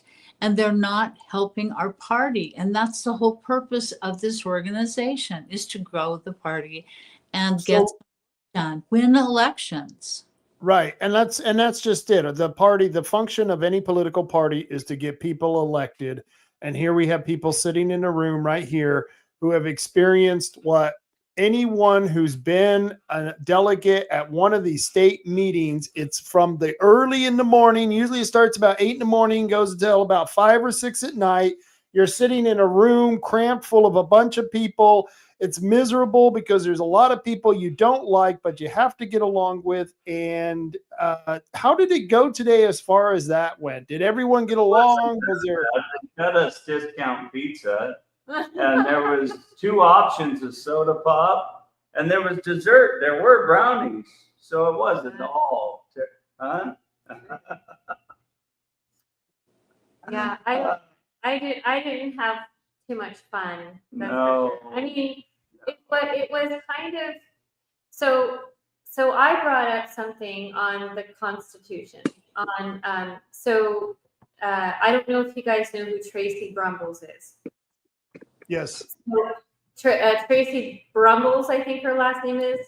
It's Brumbles. She's Chris Brumbles' wife. She's she used to live here in Bandon. Oh, okay. So she claimed, or she wanted to take the Oregon Constitution out of something, right?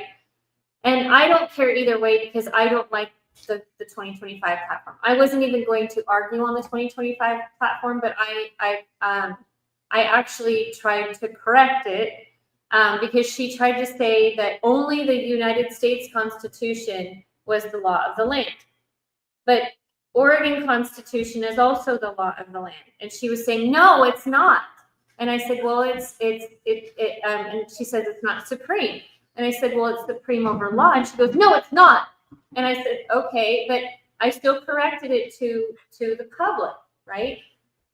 Well, I had to frame it as a question because it was a point of information. So I framed it as a question. So I said, okay, the supremacy clause, Article 6, is that it shows that the Constitution is the law of the land and it is supreme. Yes, but is not the Oregon Constitution supreme over law?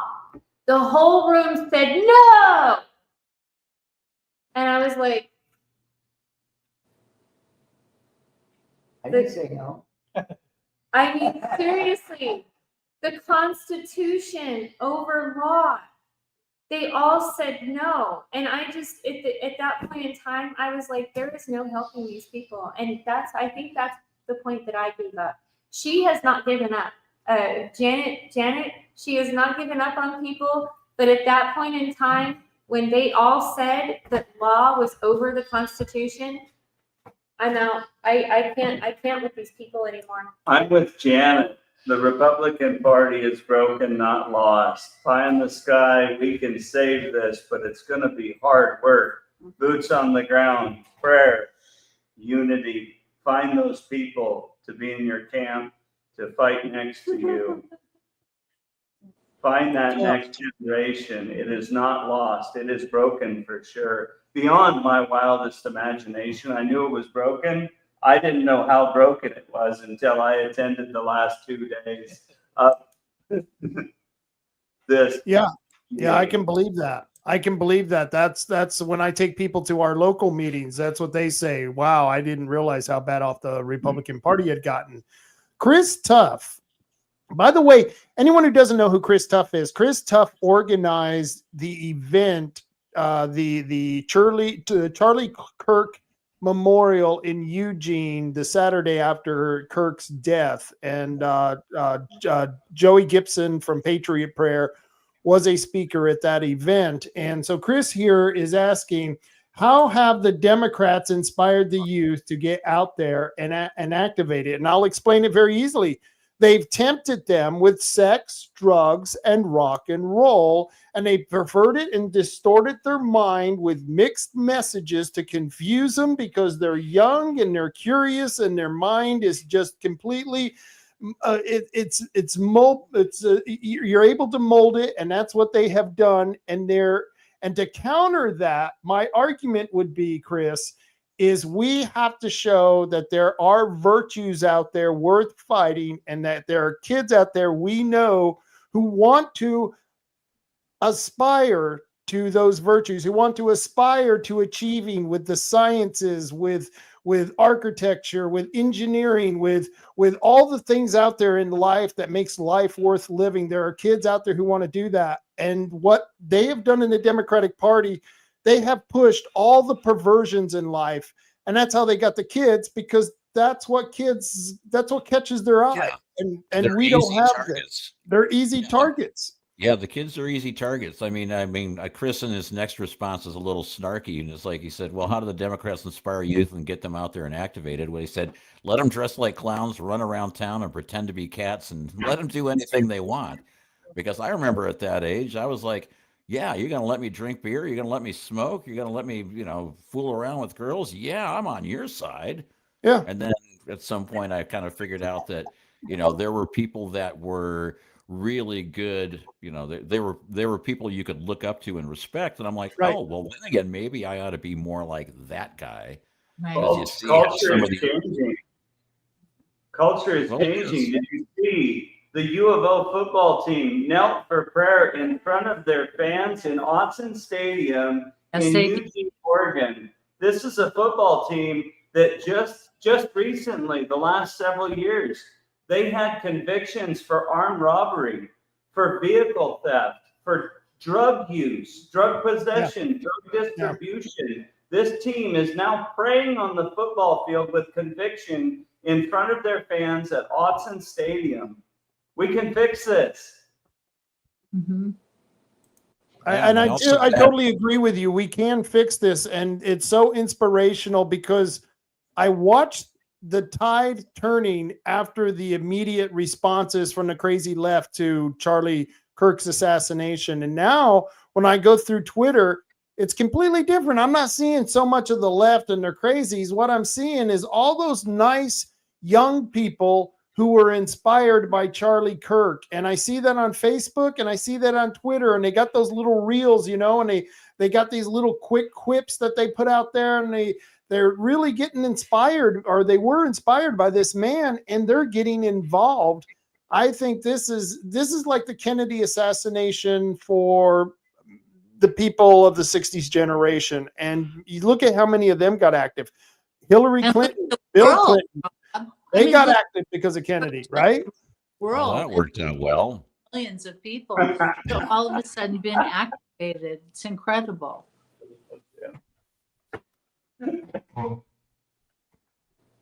Yeah, we didn't appreciate your Clinton example.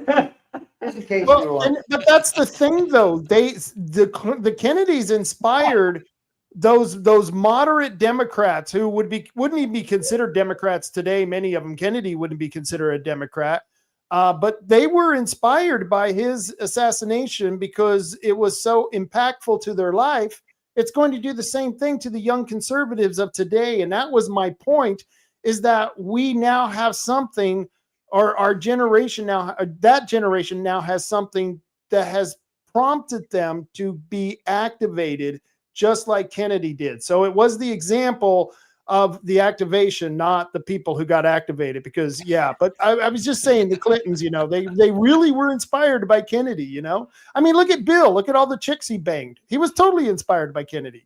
Yeah, he's totally Call him a Kennedy guy. conservative today, wouldn't we? Yeah. Just in case, I just want to say, Rob, the Clintons were also inspired by Saul Alinsky. Okay, I just want to point that out. Very true. Well, there is that. Yeah. So Chris Tuff says we have to appeal to our youth. That should be a focus. Inspiration and motivation is our greatest sword right now. And Chris, you did that with your event in Eugene.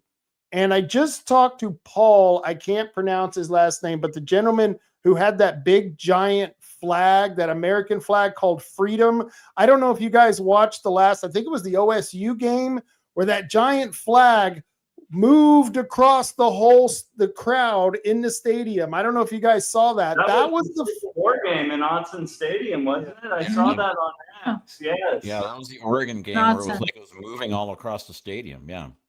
So that flag, when he first got that, when Paul first bought that flag, he called me up and he said he wanted to have an event on the beach and Winchester Bay, because he lives up by Winchester Bay. And we got Joey Gibson again from Patriot Prayer and a couple of other people out there.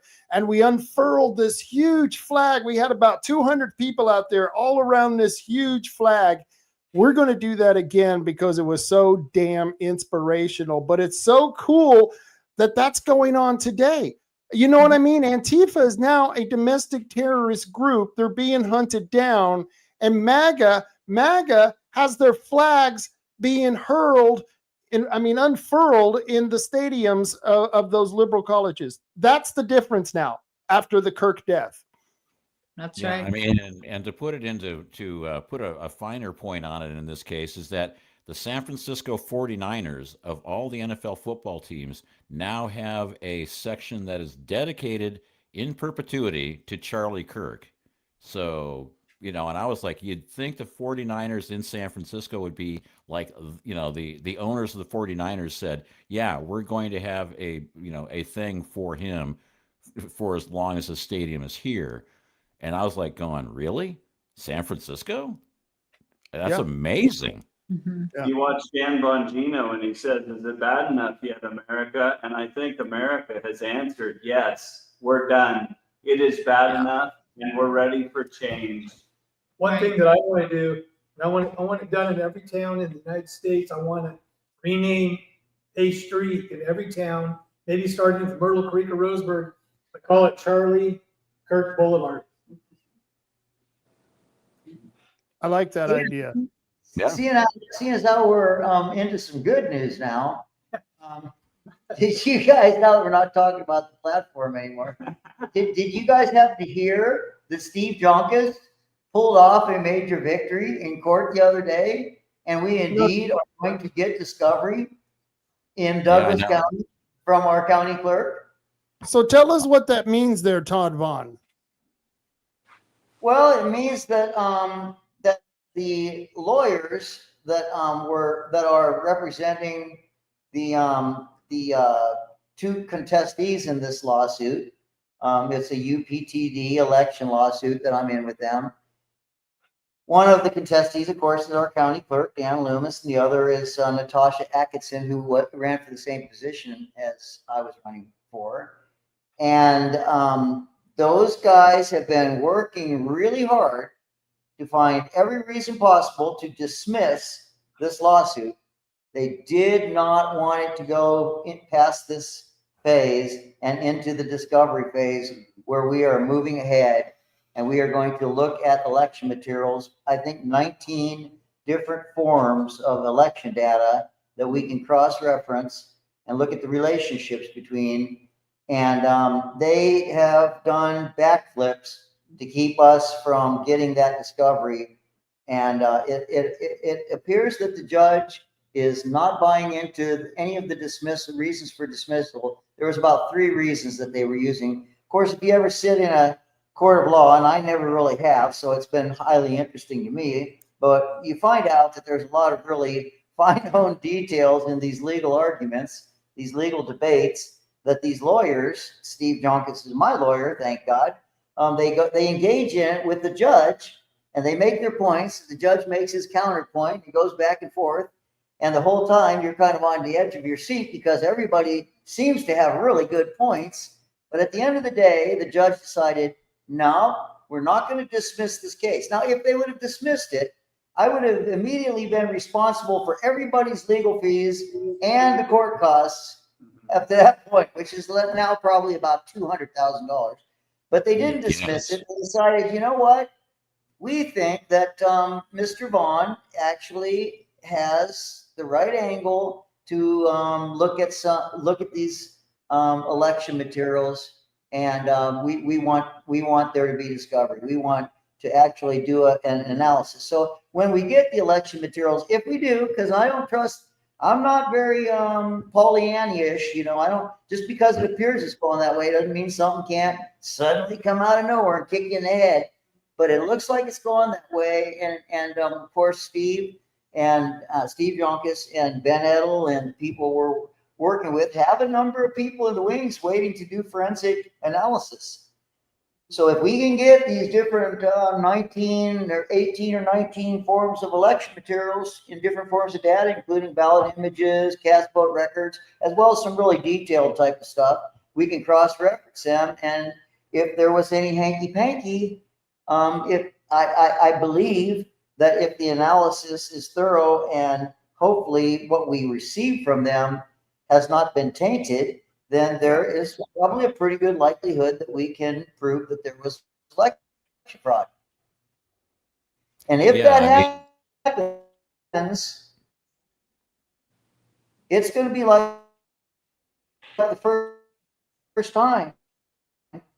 That's happening almost. I mean, it made it so hard, and all the laws are written so that you end up paying everything. It's like it's just not worth the risk to anybody. Except, fortunately, my wife and I are both insane, and we're old enough that we're getting close to dying. So we just said, let's bring it on.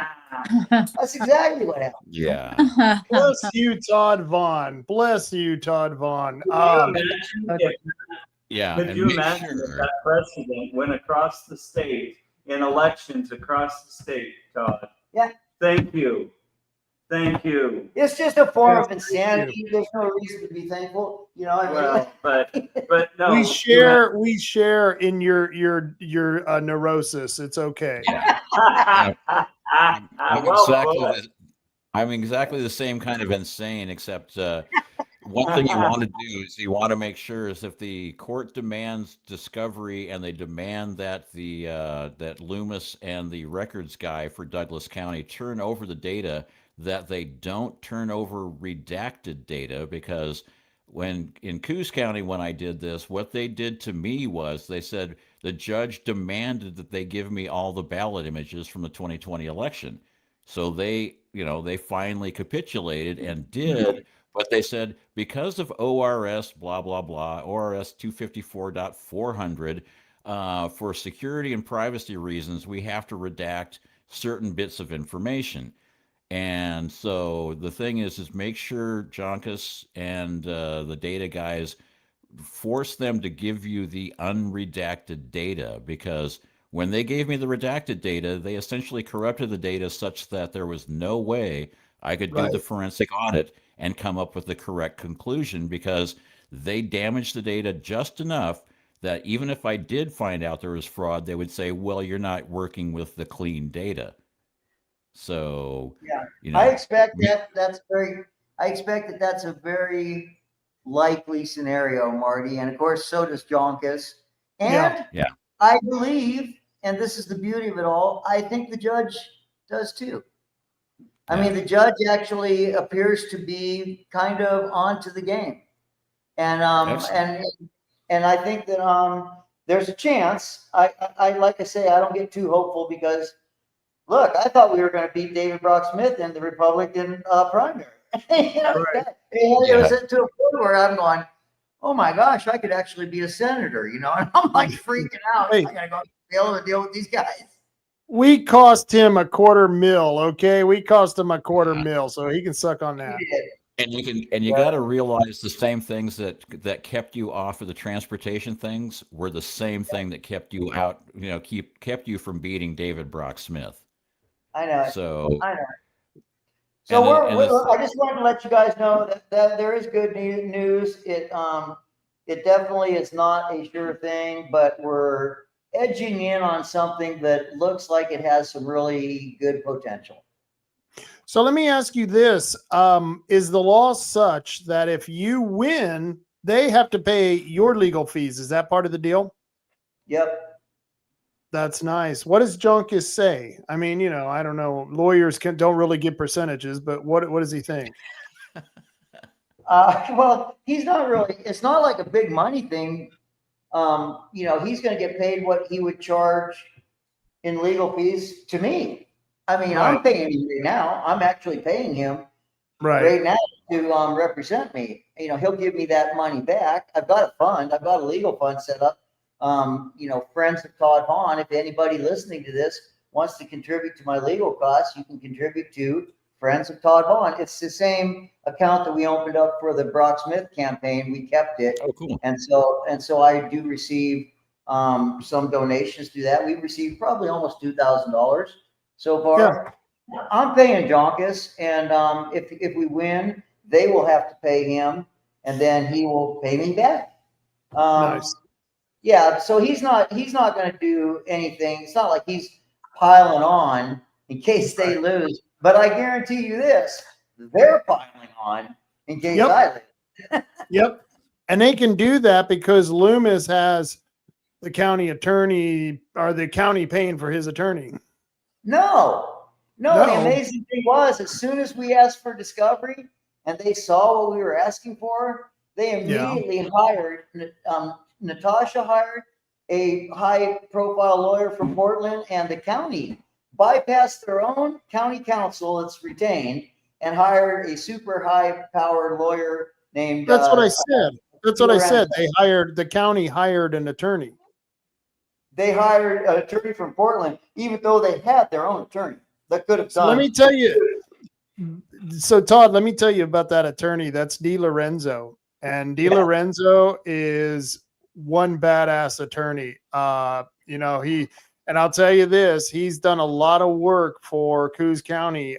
When we were going, he took it all the way to the Supreme Court fighting for the ONC lands and stuff. So he's actually done a lot of good work. And it was funny because Ben Edel was chapping his ass on Twitter, calling him all kinds of things. And I thought, I love how Ben handles it. It's kind of the same way Trump would handle it.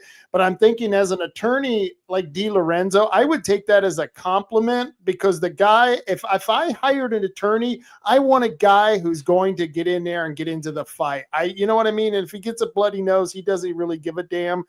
And it's really cool that he's going up against Jonkis. I'm really sad that this is the situation that I'm watching these two attorneys go at each other in the courtroom, but I do respect both of them. So, I understand why Ben is giving him shit, though. It's pretty funny. What do you think of DiLorenzo? Well, I just got to tell you a little story, seeing as how this is the Friday night. It's Friday night rant. I'm not drinking tonight. But It is. It's ranting. So here's the deal. We were sitting in court 2 days ago. Me and Steve Jonkis sitting beside me. We're having the hearing for this, right? It was a hearing for the dismissals. Everybody was presenting their dismissal cases, and Jonkis was arguing. And so there was like a break in the action, and the judge left for a second. We were all sitting there at the tables, all of us, me and the lawyers and the two contestees. Everybody was sitting there in this row.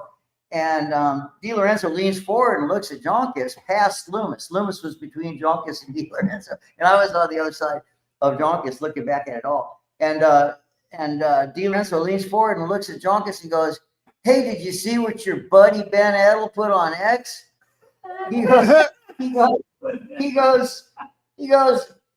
said, DiLorenzo, and I think he was reading it maybe even off his phone. He goes, "Oh, that's funny. Corrupt attorney DiLorenzo is defending corrupt Douglas County commissioner." He's reading this thing and he's going, "So what do you think about your buddy Ben Edel?" And Jonkis goes, "He doesn't talk for me." And I'm watching, and I'm just sitting there, man. I didn't even crack a smile. I was just looking over there at DiLorenzo, and he was jacking us up, trying to get us to say something. And we both were like, "Mum's the word." I almost said, "Well, that's Ben Edel." I just said, where did he get it wrong? What was wrong? What are you saying? Is there something actually incorrect in his statements? You guys, I left out the best part. So after he says that about what Ben said, he kind of read it. I think he read it off his phone. He looks at Jonkis. He goes, "What an asshole!" That's reading court. And I'm like, "Yep." Was Ben wasn't there though, was he? Huh? Ben wasn't there, was he? No, neither was the judge. I don't think he would have said it in front of the judge.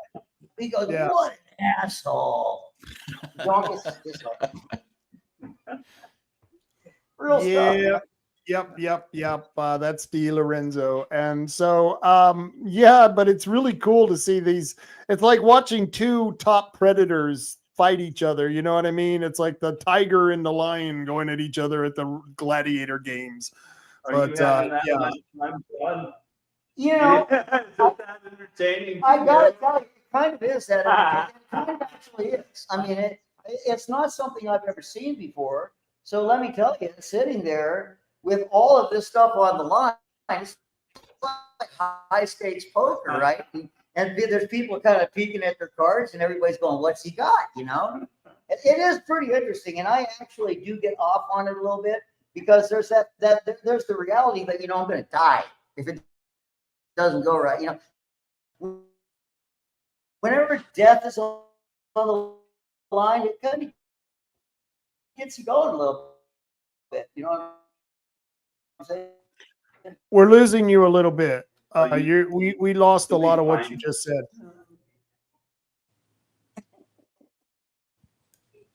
So what do you guys think? I mean, I guess we could quote Princess Bride. It's like, never bet against a Sicilian when death is on the line. That was close. Exactly. Same thing. Well, that's kind of cool. Yeah, that's a good experience. I had the same experience when we were going around to several different counties who were challenging our Second Amendment ordinance that we were trying to pass, and it was great because we had Tyler gosh, what's his name? Tyler Smith. That's it. It was Tyler Smith.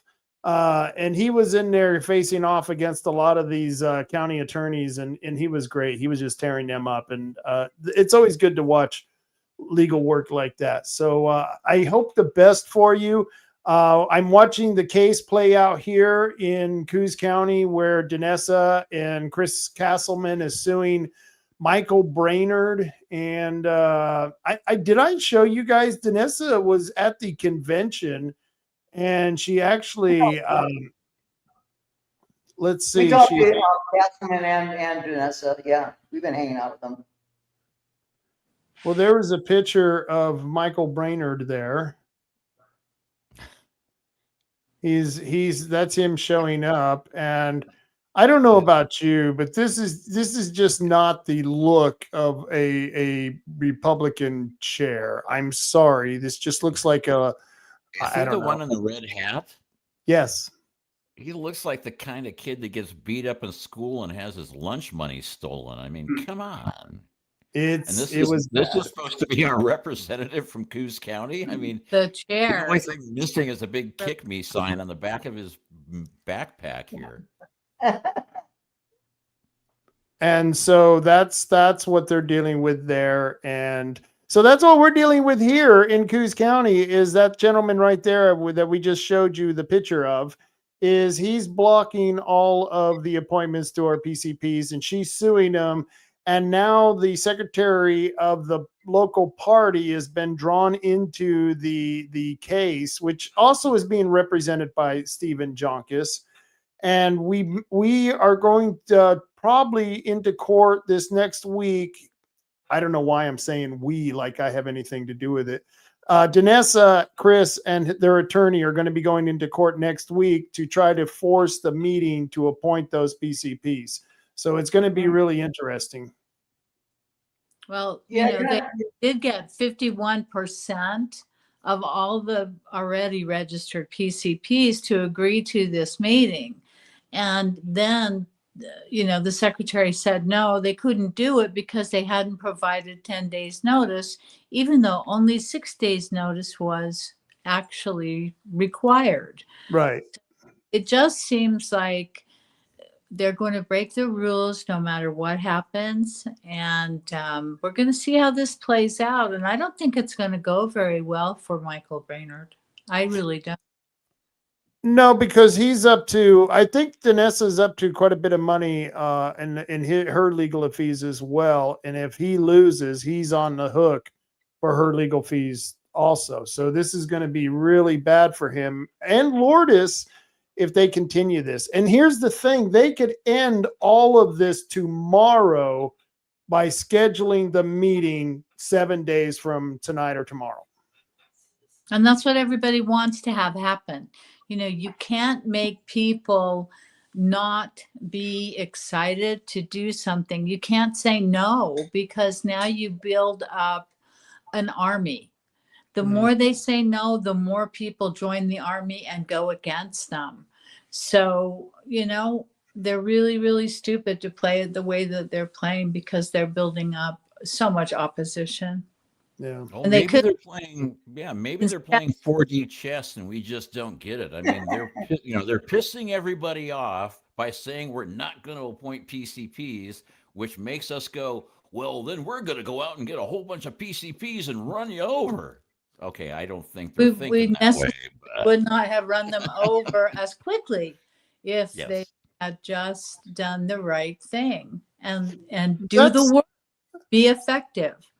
Diane, that was what me and Chris had been saying for the last couple of weeks here, probably for about a month. If it wasn't for Brainerd being so obstinate and putting up these obstructions and then having us have the ability to show that to the public on social media, if he wasn't doing that, you're right. There's no way we would be able to get 40 people this early to sign up for PCPs. And it's all because of Brainerd and his child for ineffective politics. Yeah. And everybody's going to stand against him because the things he's done have been so ridiculous.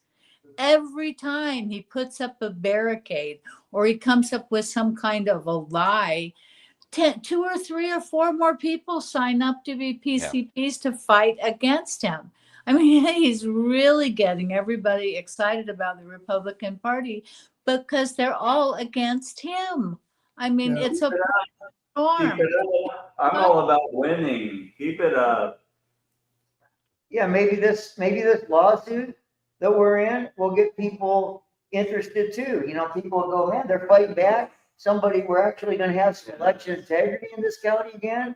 You know, Yeah. let's get into it. You know, sometimes when you start winning a little bit, or at least start stirring the pot a little bit, people get interested and things happen. You know, the people get the spirit that want to be part of a team. And you guys have done a lot of great work over the coast. I think a lot of the reason you're having some of the success you're having, you guys, is because of all the work you did on the windmills. I mean, that was a great move for you guys, and it really endeared you to the public along the coast there. They got to know you, and you guys sacrificed a lot of time and energy and commitment, and people saw that. You know, now people are seeing that with me with this lawsuit in Douglas County, and anytime people see people actually really trying, sincerely trying, and willing to sacrifice for a cause, you know, it generates energy. Of course, Charlie Kirk was the ultimate sacrifice for a cause, and so it generates the ultimate energy. But all the stuff that we're doing, you know, I gave a speech, Rob. I think you were there. You know, it was at Myrtle Point. It was one of my first campaign things. And I gave a speech about the spirit of martyrdom. And Danessa organized that meeting. And I think, and I remember when Charlie got killed, I remember giving that speech, and I was like, man, it was almost prophetic. You know, I said that it really requires that from the America First movement. Now there has to be a spirit of martyrdom, because we're just at that time of history where people need to see that committed patriots are willing to pay a price, and that's what we're all still doing. I mean, it really is. Just have to go to a convention platform and put up with what we saw today is a sacrifice. That's what I was going to say. We paid the price today. Freedom has always cost Americans something. Look at the founding fathers. Exactly. They had everything to lose. They risked everything, and most of them lost everything. There's a few that didn't, but almost all of them lost everything. Life and treasure. Those guys, they knew darn well King George, if they didn't win the Revolutionary War, they were all going to get slaughtered, man, and they would have all been slaughtered. Some of them did in spite of winning. Some of them lost everything. You guys, we can't win this thing without a willingness to be martyred. Chris Castleman, how you doing, brother? I know those guys. Those are my new friends. Hey, guys. I heard you were causing all kinds of crazy shit at the platform. So guys, this is really cool because Chris, they just told us their version of their perception of what happened. So why don't you tell us what happened today? How did it go? How did the platform actually look?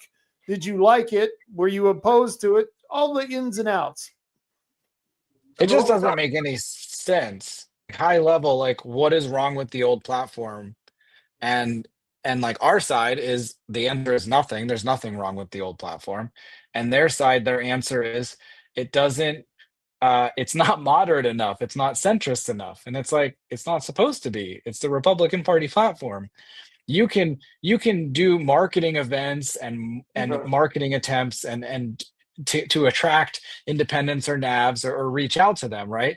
Like they do. If you go to the website, you go to the about section on the ORP website, you know, Oregon.gop, you click about. At the bottom, there's platform, like complete platform, and then there's platform summary. It's 2 pages, and it's what they're actually advocating for now, which is like a simplified non-policy version. They have it already, but what they actually want to do is force us to not have our platform, which is the, like, you know, the Republican Bible, the full 18 pages, which is 18 pages is not, for intellectual people, that's not a lot. But apparently for them, it's too complex. But I don't know. That's in a nutshell. Yeah. I'm reading Ayn Rand right now. I'm like going 18 pages is basically like the intro to how she feels at this one Yeah. second in time. So yeah, 18 pages is too much. Well, it's about power. It's like they want to take that 18-page platform away from us. They don't even want us to have it. Versus if their intentions were pure, it would be like, well, guys, we just want a simplified version that we can go out and attract moderates with. Well, great, you already have it, so we don't have to do this meeting then, and we can have barbecues instead. But they don't even, yeah. Well, we did have a barbecue, and it was pretty good. So Not bad. Cool. So let me ask you, this was something that I was talking to the guys over here about was in the platform. We were talking about, should a platform just be dedicated to ideology? Should there be policy? And David Jakes explained it perfectly that really, if you put in something pro in vote by mail, it's not policy because you're not putting in procedures. You're just putting in a plank stating an opinion that is well represented by the Republicans. So in the end, it's really not a policy problem because it's not giving any directives. It's they just don't like certain ideologies or issues that they don't want distinguished in the platform. It just seems ridiculous. it's silly. It's a silly conversation. It doesn't make any sense. Like, why are we like, guys, we're supposed to have policy directive. I wrote up this thing that I wanted to read for the body to hear tomorrow, and I don't know if I'll get a chance to do it, but it was like, in it, I put an example, and I said, consider this. If a Christian demanded that the church replace the Bible with a simplified 50-page version, totally disregarding the Old and New Testament, with thousands of pages of God's directives, right? If you removed all that, there would be outrage. And the real appropriate solution would be for that Christian to go create his own simplified version, his own edition, share that, and not eliminate the original text. And we see that in real life because they're shortened versions. They're called children's Bibles. but what they're doing is they're taking they're not just taking that simplified version and then keeping the old one. They actually want to rewrite and replace our Oregon Republican Bible, so to speak, and they're not team players. They're acting like they're the unifiers, and I like, again, could you imagine reducing the Bible to like 10 pages? So you're so saying stupid. that you're saying that they're burning the Bible? Is that how I interpret? No, I that? called them children. Children. I like that better than, geez, Marty. Marty, you're going to get them in trouble tomorrow. They're going to be condemning Oh yeah, them. they'll watch this. Great. Yeah. If we don't watch it, they will be. Yep.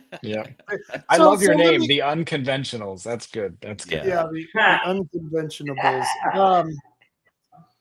Now I forgot the question I was going to ask you, but It's Friday night. Martini. There you go. Hi, Diane. There you go. So let me ask a question. Did they allow Stan and his wife to join the delegation?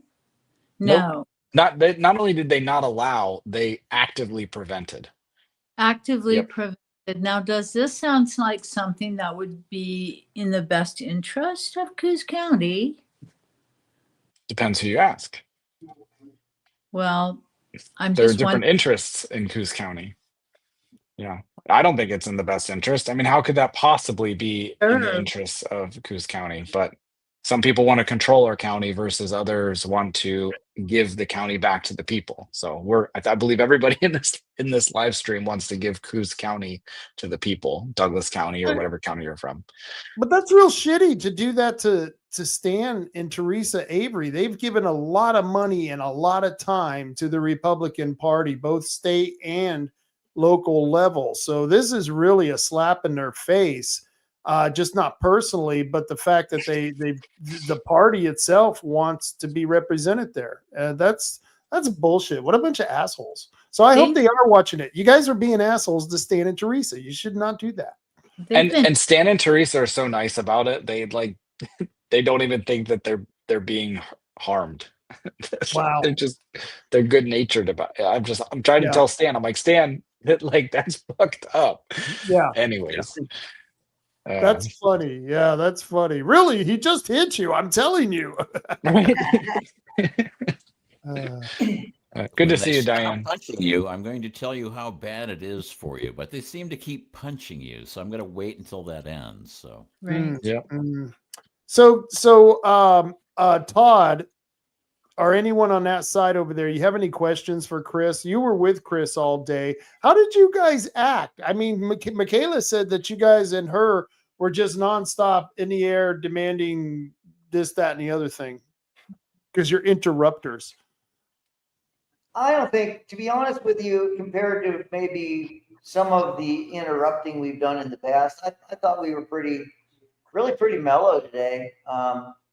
Yeah, no, we were by no means, you know, uncivil or even disruptive. I mean, we were just doing what you're supposed to do, you know, bringing forth points that we believe were valid. The ones of us that actually, you know, stood up and made motions or, you know, commented on motions. You know, we were, you know, we were very polite. Everybody was very polite.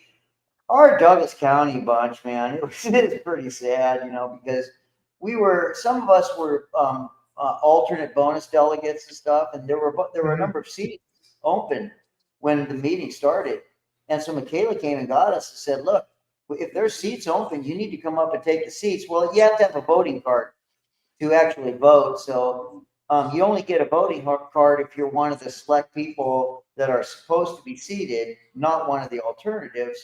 And so some of the people that should have been up there seated, like they just weren't there. So of course, Michaela, she's like, come on up, you know, take these seats because we can't vote if there's nobody. And really, that's kind of the way it's supposed to work. If there's empty seats in your county, then bonus delegates are supposed to fill those seats. And if a person comes back that is of a higher ranking, you know, in the order of who's supposed to be sitting on the floor and be able to vote, if that person comes back, then if you're a alternate, then you leave. You know, they sit down where you were sitting and you leave and go back to the back of the room. Then if someone else leaves, you come up to the front. So you've got your full repertoire of delegates always ready to vote or comment. This is actually the way it's supposed to be. Well, we went ahead and filled those seats, and Randy Epps, who's I don't know what he is now. What secretary of the Douglas County bunch?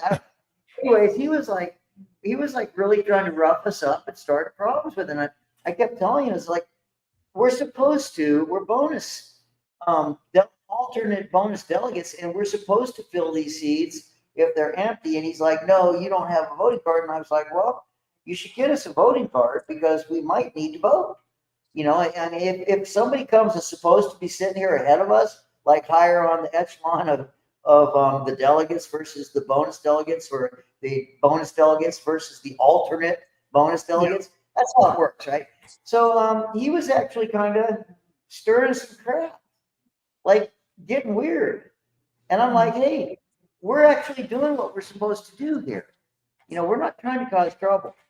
And so finally, the ORP, some people came and like took the whole group from Douglas County out the hallway.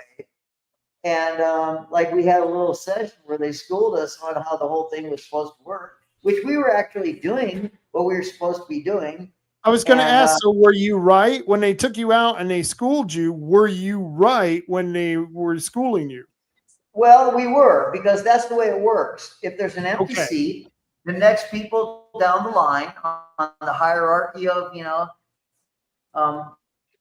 you're supposed to move up next and take these seats. Your county has, like, our Douglas County had 11 seats that were supposed to be filled. Okay, some of them was like the chair, the vice chair, the, you know, right down on the line, then the delegates, and then the alternate delegates, and then the bonus delegates. So you've got 11 seats that you have voting members sitting in. Right. If 3 of those voting members leave, 3 of the next people down, or the next line down, are supposed to move up into those seats and assume their voting card and vote in their place. Now, if they come back, then you swap back out. But the idea is anything happening on the floor that you have a full delegation. So we weren't doing anything wrong.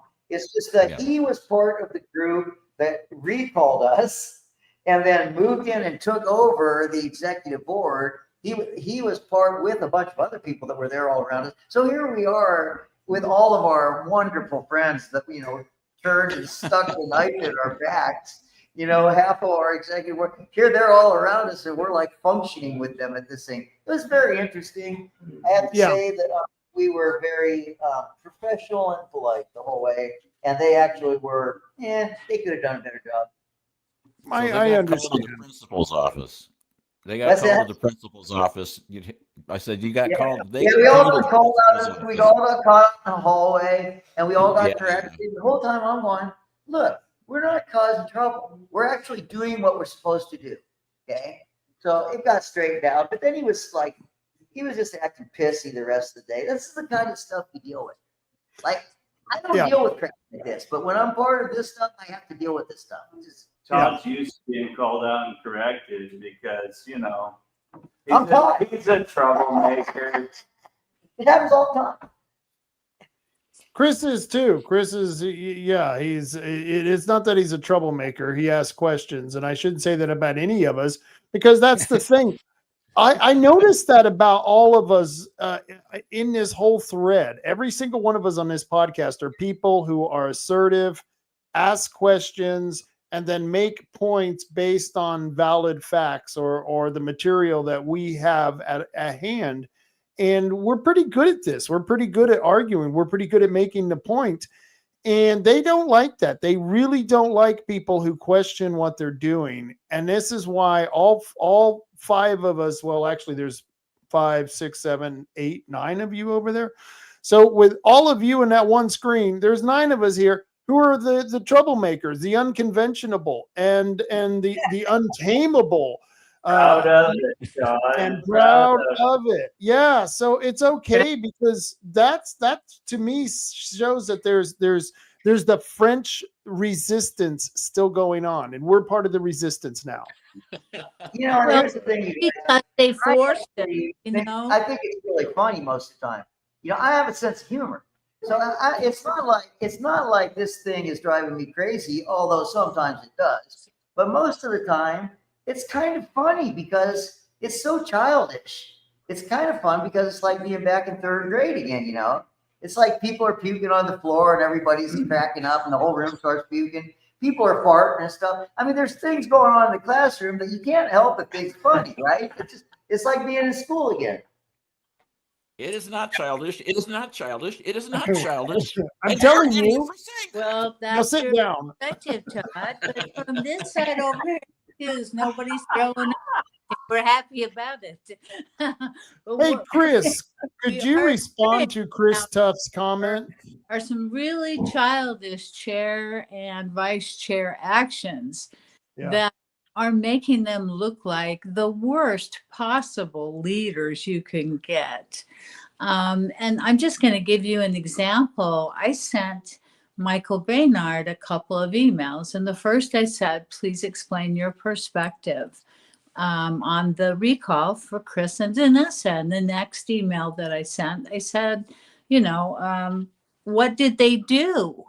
Because I was never approached. No one ever told me the truth about the recall or how extensive their transgressions were. Yeah. And we can't afford to have leaders who want to get rid of our officers without serious transgressions. And it appears to me that in almost every county in the wonderful state of Oregon, silly things called recalls are going on, and they're reducing the grassroots members who are highly effective and reducing the quality of the Republican Party. I want to address that coming out of this comment because I want Chris to respond to Chris Tuff, but that ties into something that we had talked about earlier, Diane. Right. It would be really good. So hold on to that thought. And Chris, I want you to respond to Chris Tuff's comment. All right. Chris was at, we did I didn't do it. I just showed up. There was a vigil or like a ceremony for Charlie Kirk the day he was laid to rest. I think it was last Sunday. And Chris was there. It was pretty cool because it was like just a community thing. Like people posted it on Facebook, like let's all meet at the boardwalk, and Chris showed up and he had a megaphone, so like people were able to broadcast their message, and people just spoke from their heart, and it was a really cool couple hours. Anyways, so appreciate Chris.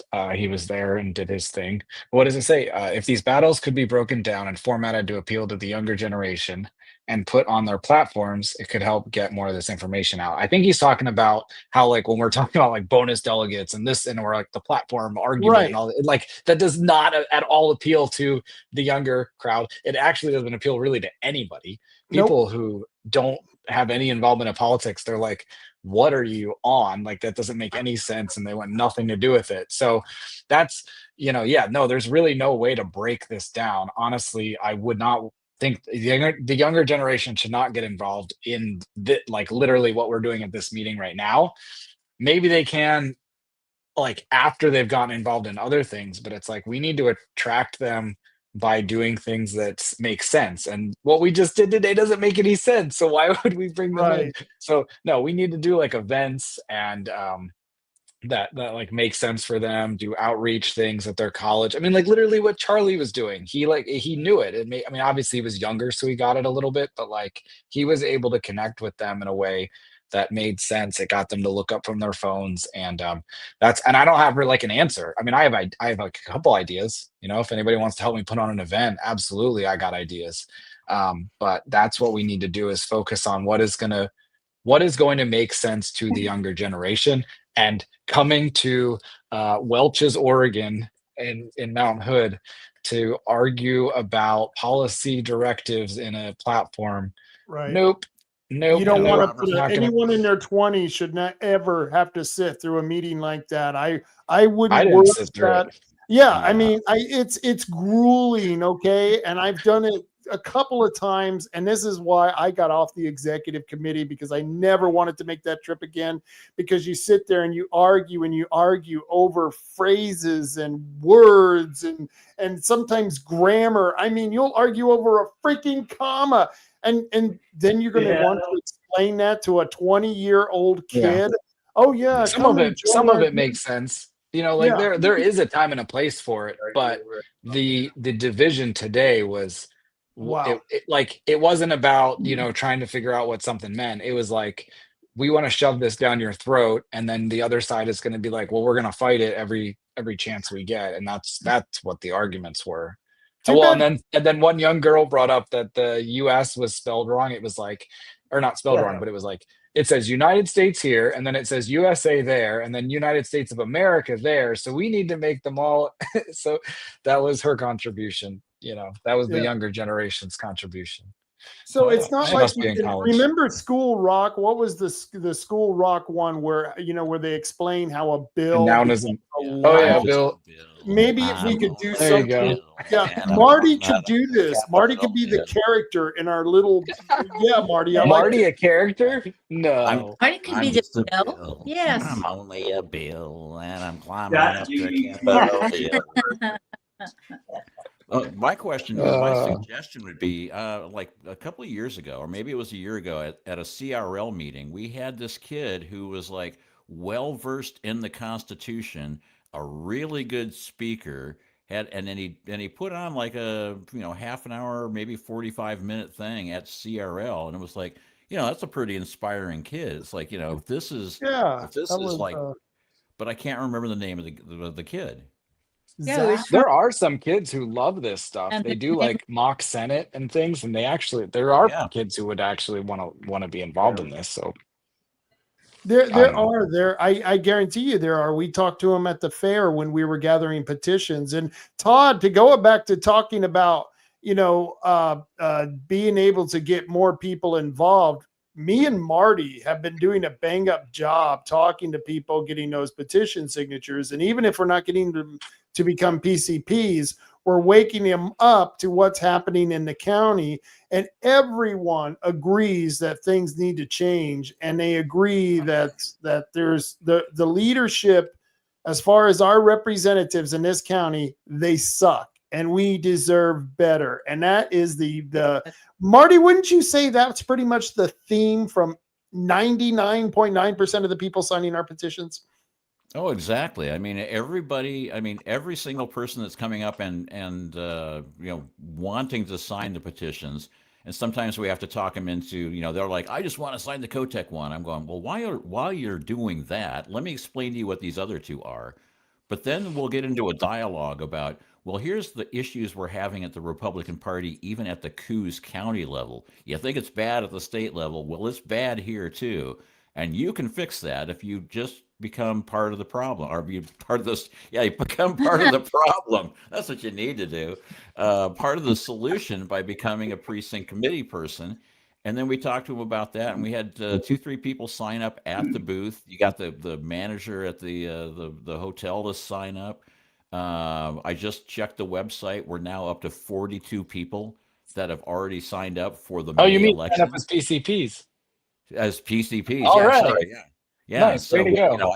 I just checked it like 10 minutes ago, and the latest update is we got 42 people already signed up for the May election. I mean, we're in And like September. almost all of them but two are new. These are not incumbent Right. PCPs. Yeah, Right. a lot of these people are new, and I explained it to some people, and they're like, "Well, I don't get around much, and I'm not comfortable doing that." And I said, "You got to show up to like maybe one meeting a month, at most 3 meetings a year. You show up; it's a bunch of people that are like-minded, and they want to do the right thing for Coos County. And it's like, And I was asking, where do you live? And at one point, I was actually bringing my laptop so I could say, "Oh, you're in precinct 8 or whatever." And I was like, yeah, so don't you think Hauser needs representation? And they're like, well, yeah, could I take one of these? I'm like, yeah, take it, fill it out, turn it in. Easy peasy. Bring it back to us. We'll turn it in for you. I Well, got a you're in lot of precinct 18, and we don't currently have anyone in precinct 18, and they've been Yeah, I sitting know on your application since July, which is nuts. Like, do we believe in representative democracy or not? Yeah. Anyways, Yeah, sorry, to cut you off, Rob. No, no, don't worry about it. I've been spouting all evening. So yeah, it's I mean, okay. I was actually the last time this came up, it was like 2 days before the election ended. Somebody goes, "Well, why aren't you a PCP?" And I was like, I didn't even know what it was back then. And so, they said, "Oh," they explained it to me, and I said, "Well, a little late now. The election ends in 2 days." And they said, "Well, fill out an SDL 105D form, which means if somebody writes you in, if 3 people write you in, you're elected." And so I called all my neighbors and I said, "Hey, write me in." And they're going, "I already turned in my ballot." And I'm like, "Damn it." And then No. I actually I got 2 votes. I Oh, needed no. 3. I got 2. And So then Todd- I was going, You don't have a and then I'm dog like, party? well, I bet nobody actually knows what my real name is. Most people around here know me as Marty or that guy. So You filed as Martin. yeah, Yeah. I need Yeah, to that fix wasn't that. good. Yeah, you need to fix that. I'm actually registered as Rob Taylor because that's how most people know me. They wouldn't know me as Robert. And so yeah. Todd, I get a question for you. Are you guys, any of you, active in getting petition signatures, and are you active in getting PCPs? More importantly, is any of that going on with you guys? Well, I got to tell you, for me personally, I live in Tiller, Oregon. Yeah. I'm like, you guys know where I live. And Yeah. I just, I'm working. I'm still working. I'm still logging. I'm off right now. We're kind of between jobs, but I've been running a dozer all summer. And my biggest problem is that when I'm done working, or even on the weekends, I've got so much stuff to do around the house. Like, we've got a big garden. We're putting up food. We got fruit trees. So like, I got all this stuff going on. And to be honest with you, after like doing what we're doing here this weekend, when I go home, I really don't feel like being around a lot of people. I can only take so much of the human race. I'm kind of a hermit by heart. I mean, I've lived in Tiller for like, 38 years, longer, 40 years. And so it is actually a bit of a struggle for me to come into where the people are and engage. So I know that probably sounds strange to some people. I really love people. I love when I'm doing it, like with Dinesh and I, when we were doing the Brock Smith campaign, we went out and door knocked.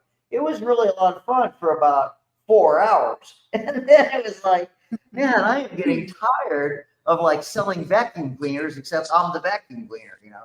Yeah. And I can only do so much of this politicking, Rob, without going kind of half insane, because I'm really a very private person. I forced myself to do this. So I really look for opportunities where I can gain a lot of ground on my terms, and I'm not really in the mix like maybe what you guys are, because you live closer to civilization.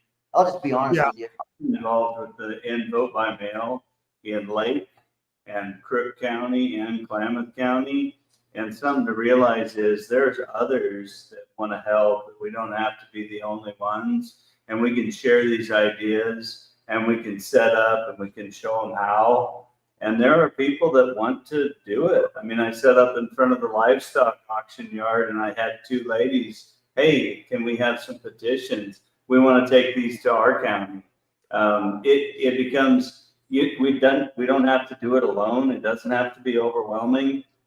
If we all had a petition on a street corner 1 day a week, we could do this easy. We could get these things on the ballot, or we could recall the governor, but we have to unite as a state.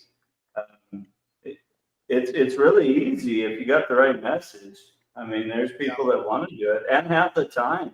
They have the liberty to serve in that way. And if they have the passion for it, or if you can instill some sort of pursuit of it, they're game. So spread it all across the state. That's what we need. Every county, 32 counties, every county needs one at their grocery store, at their livestock auction yards, at the gun hunting club. These friendly locations, right? The clay pigeon shoot. There's 200 guys that want to sign a recall Tina Kotek. Perfect. Damn right. So this is interesting. This is interesting that you just said that. William Stringer says, well, the current situation in local politics is bringing out all the introverts. And what you said, Todd, about being someone who's reclusive, really doesn't like to be around people, describes you, me, Marty, Chris. I don't know about Diane, but William's right. There's a lot of us who are, you know, we're a mixture of introverts and extroverts as well. Some of you, I think, are a little pervert too. So I don't know. Robert, this is just part of the whole movement, right? Yeah. I mean, I was a nav. I mean, when I lived in California for 20 years before coming back here after I retired, you know, graduated in Bandon and then did 45 years of high tech. And then, you know, but I was an NPP in California, no party preference. I didn't like any of the parties. I didn't want to get involved. This is none of my damn business. They're going to cheat whether I help or not. And then I got back to Bandon, and I was I was a nav, and I was like, I just don't want to be involved. And I went to a CRL meeting and got to talking to people, and I'm like, well, that kind of crap can't happen here in Coos County. Really? I mean, who cares about Coos County? 65,000 voters. That stuff's not going to happen here. There's no point in cheating here. And then, they gave me more information, and then I started getting voter rolls, and being the computer guy I was, I started cutting things up, and I'm like, oh man, this is horrible. And I'm like, and then at that point, I came off the bench, and I was like, okay, and this whole being a character and doing the, talking to people, that's only because I did radio for a bunch of years. And I know how to fake it. I don't really like hanging out with people much. So it's like, and well, Phil doesn't like hanging out with you either. Yeah. I love his comment. He says, I generally dislike all of you. Yeah, I agree with Phil. I'm in his boat. Feeling is mutual. That's funny. He is brutally honest, but that's the truth. That's the problem with Republicans, and that's possibly part of the reason why there is so much discord. It's not good, and I don't know. It's like herding cats. You guys over there, anything you guys want to say before we get you out of here? Hey, is that Michaela? Is that Michaela or is that Sam? So Chris, did you tell everybody And about Sam. what I said about Jerry? When you're like, get off me, don't touch me. He's a yeah. Speaking of perverts, oh my God. I need to talk with him. What are you guys Yikes. talking about? Jerry Cummings, he was the chair elected in January, and then he had to resign because of all the stuff that came out about him. Yeah, yeah. I don't know. I just Didn't he have a Princess Bride or something? I heard something about that. Well, it was like his ex-wife made a bunch of allegations, and I wasn't there, so I guess they're allegations, but like I don't think any of us have allegations against us like that. I mean, it was like some weird stuff where he would role play with his wife being like a little kid, and then he was like really creepy with younger girls, wanting to bring them into the relationship. Again, allegations, but like I've never had allegations. I've got an ex-wife and she doesn't make shit up like that about me. So something went wrong. Well, Right? he did I show mean, us how to geez. hold the microphone close to our face when we talked. Yeah. But no, he came up behind Sam and I sitting there and he put his arms on us and Sam turned around and slugged him. It was pretty good. Sam's awesome. He's not really, but I just didn't want him to even think that he could go there. So I just told him right away, just don't touch me. Well, he has boundary violation issues. Yeah. That was kind of like Diane and Court Boyce. It was so gross. He comes up and oozes. Oh my God, that was bad. I had to tell him, get your hands off me. We're not friends. Back away. Who was that you said that to? Court Boyce. Oh, Diane, he probably didn't really want to be your friend. You know what I mean? He did. He came up a couple of times. No, it was just too much. It's like, just quit it. Just don't. So let me ask you guys this. Let me ask you if you know this famous old establishment Republican lady. When I was first in the Republican Party, this woman, she still drinks quite heavily, and she was very handsy with all the young Republicans. Does any of you kind of remember this woman? She was in the DeFazio district. I think she even worked for DeFazio for a while. I mean, not DeFazio. Because DeFazio was a Democrat, but she was in the Republican. She was I forget her name, but she was always going after all the young guys, and I'd have to tell them, hey guys, watch out for this one. She's wild. You know what I mean? So, there are some perverts in the party. What can I tell you? Yeah, there are definitely some cougars in Mountainwood right now. That's funny. Oh boy. So Michaela wanted to tell you something. Did you want to tell her? I think you said you wanted to tell her goodbye. Oh. We're digressing pretty bad. No, I just wanted to jump on and say goodbye. Whenever you're ready, just keep me in. When you're ready for the big goodbye, and we'll be like, All right, you guys say goodbye. Bye. Bye. See you tomorrow. See you, Todd. Yeah. Always good to see you guys. You're our heroes. Always good to see you later, guys. guys. You all take care. All righty then. And that was quite the crew from up there. So you having quite the party up there, huh, Chris? Hanging out with all I don't the have a car. I people. carpooled with Vanessa, and so I didn't make it to their Airbnb, but I was there last night, and it was pretty cool. Cool. But no, So Todd won. I got an interesting story about Todd from tonight. Okay. He was standing up there about to go give an amendment, and I forget the elected official's name. He was the only elected official until Christine Drazen showed up, but Bonham or something, maybe, I don't know, some high up Republican. Anyways, he's explaining or advocating against the old platform, advocating for a new one, and he was saying that this old platform no one uses. He says it sits on the shelf for 2 years until we have this convention, and that whole 2 years it just sits there and no one uses it. No one campaigns with it. Todd's standing right behind him, and it's like I'm sitting there going like, the only reason I know about the platform is because I was at a campaign event where Todd Vaughn was talking, and his entire message was about the Republican Party platform. He had it there, and I went, "There's a platform," and he was encouraging people to go look at it and read it and use it. So that night I went home and I did that, and I was like, "I love this. I love that there's a document that explains our conservative values." And so then I campaigned with it and I used it, and we hand it out to every new person at our meetings. We give them that document, and we also give them the summary.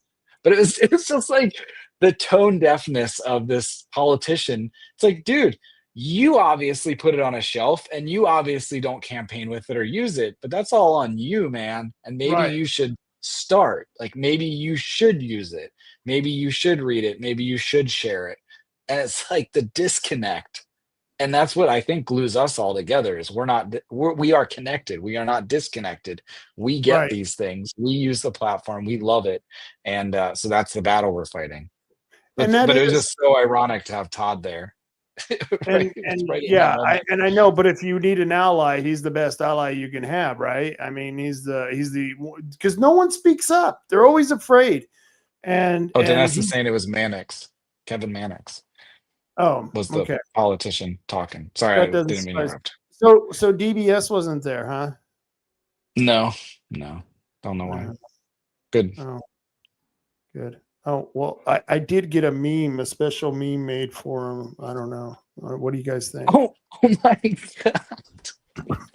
Why a British flag, though? I don't get it. Shouldn't that be a I Chinese don't flag? get it. It should be a Chinese flag. I don't know. Oh my That was God. crazy. Oh That my was goodness. crazy. I don't I'm know outta what was here. going on there. Yeah, that was Now I'm bad. gonna get fired. You're gonna Oh, get boy. fired, man. So okay. So what are you gonna do tomorrow? Really? So I heard their strategy. What do you think is gonna happen tomorrow? Because there's several things that could play out, I suppose. I think the best or the most likely to succeed scenario is no matter what happens with the platform, because did you guys cover that there's like technically two meetings, there's like two committees, there's like the committee forming the platform, and then we will all meet tomorrow afternoon as the state representatives and ratify it, Right. like agree that committee did a good job and we like it. So the most viable outcome, I believe, is to no matter what happens in the morning, in the afternoon, don't ratify it. We just say no. That's not a good platform. And we say no. And then that defaults us to the old platform. There's some weird technicalities with bylaws and stuff. And that's why it doesn't make sense to just like ratify the old one. It's just we say no, and it just doesn't happen. This year we don't amend it, we don't ratify a new one, and we keep the old one. And I've gone over that with the parliamentarian to make sure that that's kosher with the order of things and our bylaws, and that would work. We would retain the old platform that way. So that's what I'm advocating for. I'm gonna have to go around in the morning and kind of make sure everybody's on the same page with that. But they're still going to be arguing in the morning, but yeah, it really doesn't matter until later in the afternoon. When they take that's, the main. That's how I see it. Yeah, you're right. And so, wow, maybe you'll get over early because you all just freaking leave. I don't know. Well, that too. They were going to maybe deny quorum. Yeah. I don't know. I don't really like the deny quorum thing, even when I know that that's like what would work and it would help. But it feels weird to say like I'm not going to participate. It's kind of like a filibuster. Yeah, I get it, it's but it's sort of anathema to the whole idea of we're all supposed to get together and agree on what we get done. If you pick up the ball and leave and say, "Well, I don't like the way this game's being played. I'm taking the ball and going home." It's like it kind of comes off that way, even though you're doing it on a procedural basis because they're trying to jam something down your throat that is just not worthy of even thinking about digesting.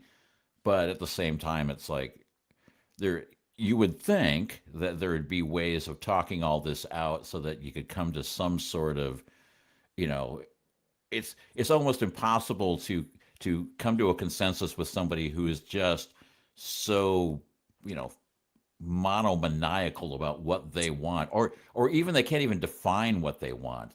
What they want is so it's like a jellyfish. It's so amorphous. You're like going, Yeah. what in the hell are you doing here? I don't even get any of this stuff. Why should I agree with this? Because half of it is sort of like those really bad Jello salads you see, you know, at church socials where you're like, nobody's eating that.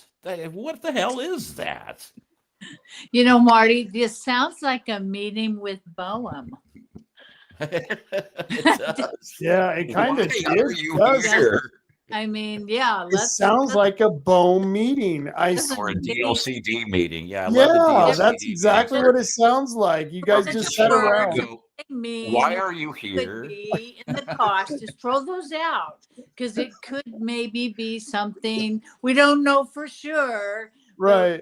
But let's do it anyway. Give us 64 billion right now. Yeah. Yeah, that's what it sounds like to me. The best part of the Constitution is the first part where it restrains the government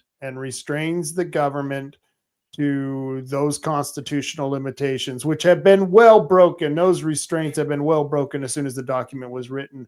But that's the kind of platform I would like to see, something that's restraining on any of our Republican representatives who want to stray from conservative values. And if that's not the platform you have, then that's not the platform that should be voted on. That is exactly what they don't want us to have. That they have been actually been very transparent and clear about it. That they do not want us to have that ability. Who does that? Does that benefit candidates who haven't been vetted? Does that benefit incumbents? Yeah, that doesn't want to do what the constituents want to have happen. What do these changes in the platform? Who does this benefit? Well, you put up the meme, Rob. We know who it benefits. Yeah, I can't believe I'm asking him to do this. I don't want you to do it. They'll do it. You did it. Yeah, I did it. That is hilarious. That is freaking hilarious. I'm telling you, that's I can't look at it. Art. It's like every now and then I've got to come up with these memes for David Brock Smith, and it's like, oh, Tampon Dave. Wouldn't it be hilarious if he was wearing some other country's flag and had a big old splash of you know what? I'm gonna have nightmares. Oh my God, yeah, you should, because that's a horrible picture. What an ugly man. I like his new perm, though. I think he looks good in a sort of an Irish curly tight perm kind of thing. Good look. He looked in his element. He looked happy. He looked in his element. Yes. And you notice he had the extra large, extra absorbent tampon. I don't know if you guys noticed that, but yeah, you guys are killing me. Oh my goodness. I have to go back into a room with people tomorrow. Hopefully no one watches this show. Hopefully not. Turn it off. Quickly turn it off. Worry about that one. It's just the four of us, you know. It's just the four of us. I'm sorry. Here, Chris, this is the video I should have played. Yes, today we are going to be talking about things that rot your brain. Teacher, I hear the Rob Taylor report will rot my brain. Is that true? What a tool. Well, that's correct, Susie. If you listen to the Rob Taylor report, it will rot your brain. Therefore, you must dive under your desk, grab the back of your head, and do the duck and cover maneuver. Let's see this example. Mama, I want to watch the Rob Taylor report. Timmy, no! It's too late. You've been warned. Children should not watch the Rob Taylor report. There you go. So good. I got Is a that warning. Marty? Yeah. I got a warning for the show now. We gotta change that for the Friday night rant. That's for the Rob Taylor report. We gotta get one for the funny. rant. What was the one is it Bob Main? Who's the one you play, you're like at the commissioner meeting and they're like, can we just stop Rob Taylor from rabbling on and on? Oh yeah. That is what's his name? The Democrat who always got up and spoke about me and wanted to shut me up. And I don't have the Oh, actual. my bad. It sounded like Bob to me, but No. I think I know who you're talking about. He's a pretty big guy. Yeah. He's passed away. He has He's since passed away, so he's not Oh, going to be. Yeah. So he lives I've been at on meetings where people. eternally. Okay, I've been at meetings where people say, "Can we please stop Rob from rambling on and on?" So he must be living on in other people's spirit. Yeah. No, people say that. I get that quite often. Would you tell You Mr. do. Taylor to please shut up? Oh, That's funny. okay. Wow. We should have shirts made. Yeah. Would you please Stop, tell Mr. Rob. Taylor to shut up? Yeah. The funny thing is my wife's been telling me that for years and hasn't worked. So That's funny. yeah, They really do, though. They like make it seem like by just simply listening to you that somehow you have some like witchcraft power over people, and they do. We have like witchcraft you just powers. Don't doubt it. Believe it. Sure. We have friends. Ask them. You'll meet them soon enough. So Claudine Hundhausen, who was a city councilor on the Bandon City Council, once at an open meeting said, we can't have him speaking because people listen to him and he convinces him that he's right. yeah. I'm like, well, Yeah. yeah, that's what I do. And we don't want that happening. That would be I'm like, yeah. I'm Please like, do not what the have an hell, informed- lady? Yeah. Please do not have an informed decision. Just go by what you feels. Yeah. Well, I can't get into it, but I can divulge that I had a conversation tonight where you and I and other people were repeatedly called deplorable by Republicans. It's like, isn't that what Clinton said we are? Yeah. Boy. Oh, I'm sorry. What did you say? Yeah. I'm sorry. I must have missed that. What did you say? I shouldn't have said it. I can't totally get into it, but we were called deplorable. It's like you guys are missing the mark. Like you're out of touch, just like Hillary was. Like she was out of sync with the reality out there in America, and we are in sync with it. And that's why what people don't get. You guys are out of touch. You don't get it. So, but you're in power right now. You're kings and queens right now. But if you keep being so out of touch, you're not even going to see what's coming. But it's coming. It's coming. There's a freight train coming. Yeah. So we've been out getting petition signatures, and I got to tell people this before it gets too damn late, and I get too wishy-washy here. But we got a pop-up signature booth. It's happening at Napa parking lot. They're just letting us use their parking lot. That's all. They're not involved. This is in Bandon from 3 to 7. This coming up Wednesday, October 1st. Isn't that amazing? It's October 1st. Yeah, I know. What happened to this year already? And so we're going to be out there later than normal. So all you people who've been saying, oh, we work, we can't get out there. Well, we're going to be there till 7, freezing our ass off. But we're doing it for you folks because we care that much. And then the next night, we're going to be at the Best Western parking lot. Once again, Best Western does not have anything to do with these petitions. They're just letting us use this parking lot the same way he does for a lot of people. And you can catch us there once again, 3 to 7. We're kicking up the time to a little bit later date. We can only stay there for 4 hours because I'm old. My back gives out after 4 hours. And this is happening the second day, October 2nd. And so that's a neat one. Ivan is saying, will you guys have a pop-up that Harvest Festival in Myrtle Point tomorrow? And I won't, and I wish I would have, because unfortunately, well, not unfortunately, I've got a family engagement, and I don't know anyone who's going to be able to cover that, Ivan. I've thought it was the weekend afterwards, and I feel really bad about that because I wanted to get out there to Myrtle Point to cover that. Maybe Janessa will have some. Well, Janessa's going to be busy. Is there? Yeah, shit, man. I don't know what to tell you. But we'll be at Best Western Thursday in Coos Bay. We got to get out to Myrtle Point somehow. Yeah, Danessa gave a speech today. Yeah. Like she was defending some amendment or something. I can't even totally remember what the speech she gave, but she had a thunderous applause from the room. It was impressive. I mean, she Nice. poured her heart out, and I'm sure there were some eye rolls, but the room reacted. Which this is a tough room, Right. and so we've got a good one in Coos Bay or Coos County, Myrtle Point. You know, you get it. Our area, You know, our home.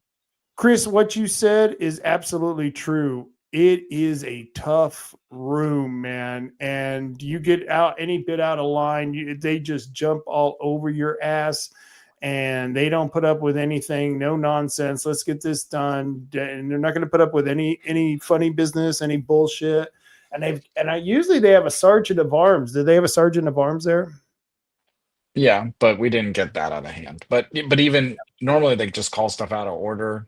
Not out of order, but like what is it called? Germane. Like, oh, you're not germane to whatever we're talking about. And like Right. Vanessa really wasn't, she drifted, but man, it was so good. They let her say it, and then there was a thunderous applause. And I don't know, it was just like, that's cool. Like I was like proud. I was like, Coos County. That's us.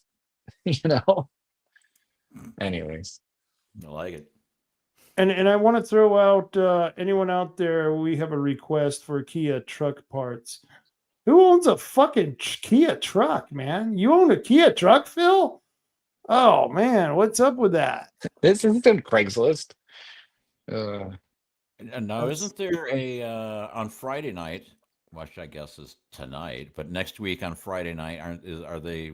I don't know yet, so I don't want to announce it. I don't know can't- if it's going to can't happen. promote that yet, so. But Definitely will be doing Wednesday and Thursday because people have asked us to do evenings or afternoon evenings. So Wednesday in Bandon, Thursday in Coos Bay, and now into 3H Tree Service, perhaps. I don't know. There we go. I was trying to switch with Chris because I want it on the bottom because my face will get cut off when I put up a banner or something. And I had to shrink this because last week I really screwed up the number. First, I was saying it was 297, and then I said it was 1600, and it was all because that little block was I got a bunch of likes, and when it goes into the double digit, the little block seems to cover the number. So I shrank the number down to fit the screen a little bit better, and it's 541-294-1800. Let me repeat that again: 541-294-1800. 1-800. And you can reach 3H Tree Service. And you can find out more about 3H Tree Service from the 3H Tree Service Facebook page, where you'll find all kinds of interesting things. You'll find all kinds of videos of them doing what they do best, taking out trees. Here's one right now.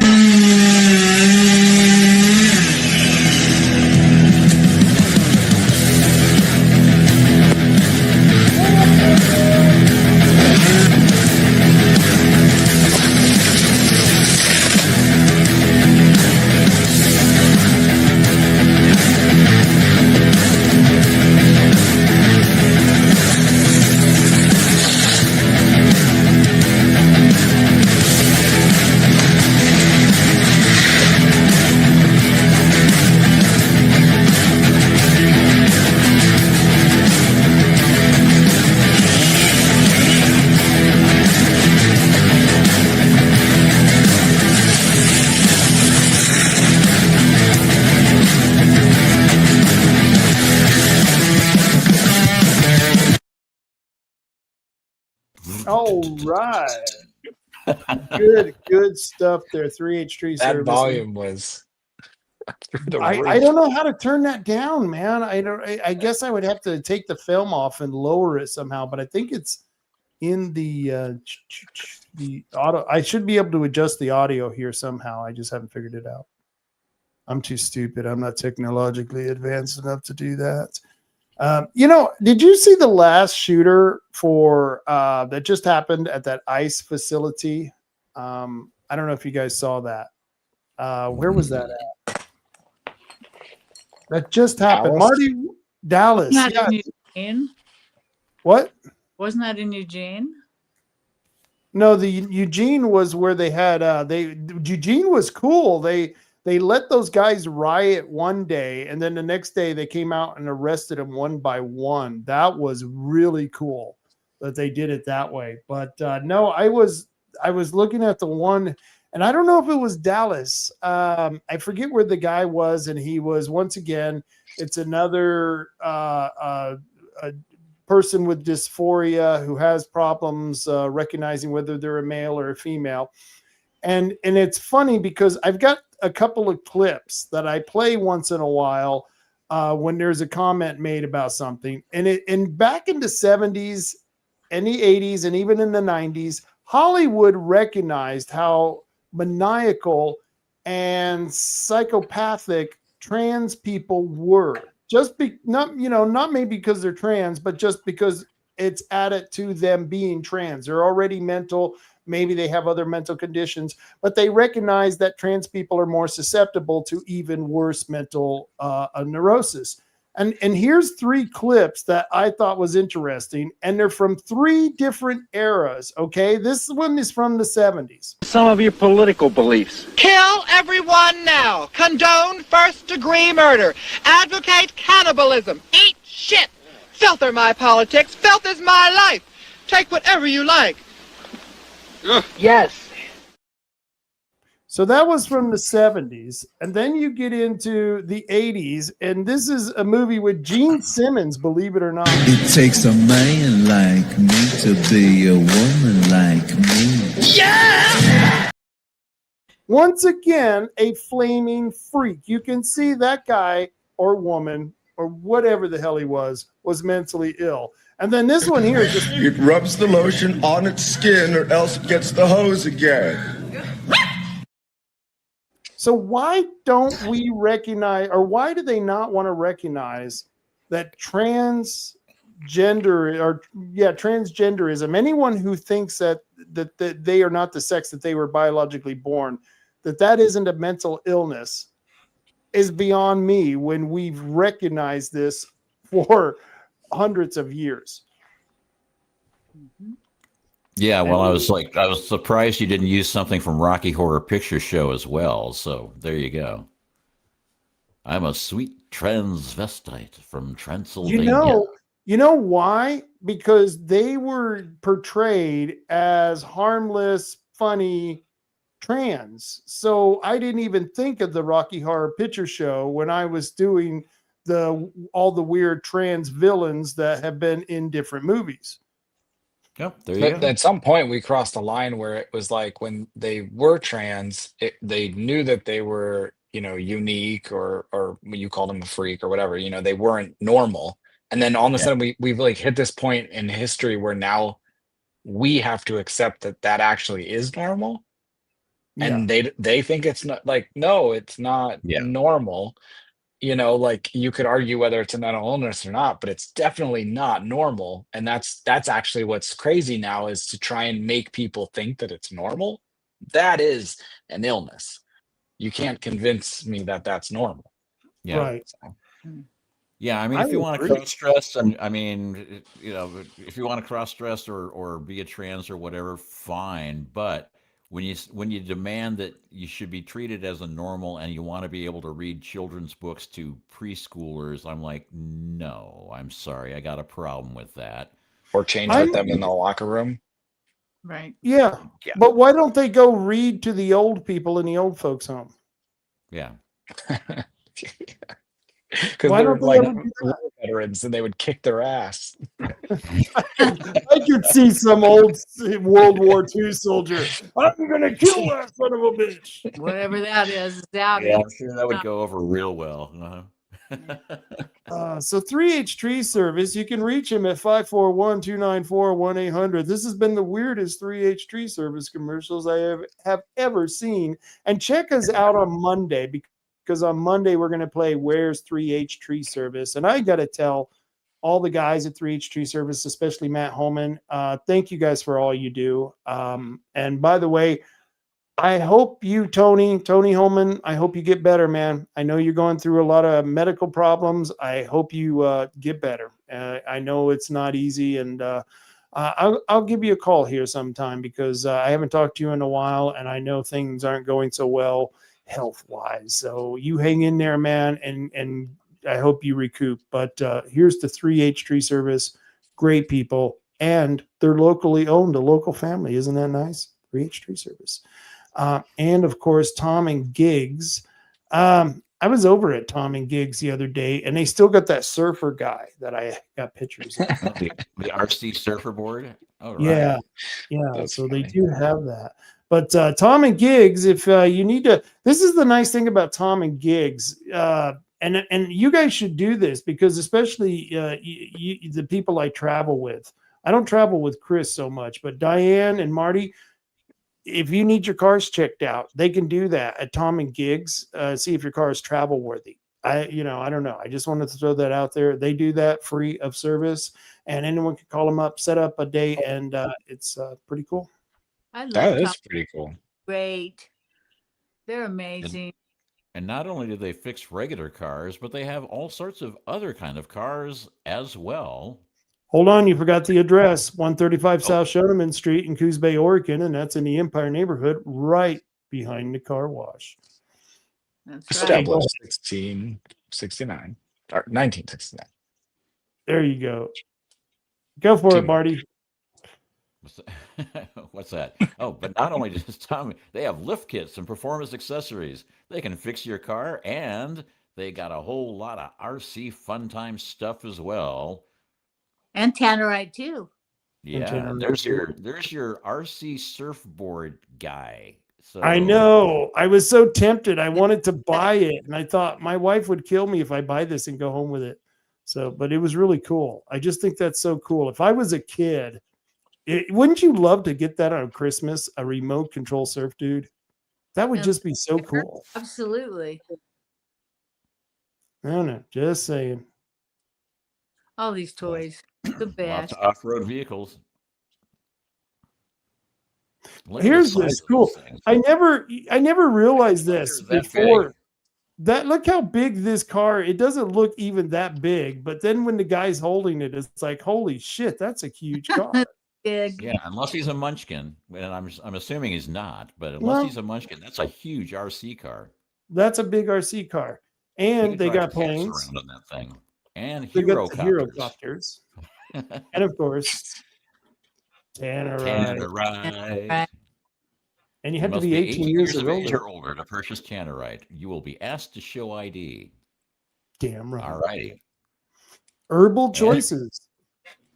And if you go to Herbal Choices, you got to be 21 years old or older. And look, And you can get your soda. And I think the Coos Bay store is having a happy hour starting soon, where and I don't even know what times the happy hour is. I wonder what happy hour is for potheads. You would think it'd be around 4:20, but I don't know. I'm not sure about that. We should call it a really happy hour. Really happy hour. Really happy hour. And it starts at 4:20.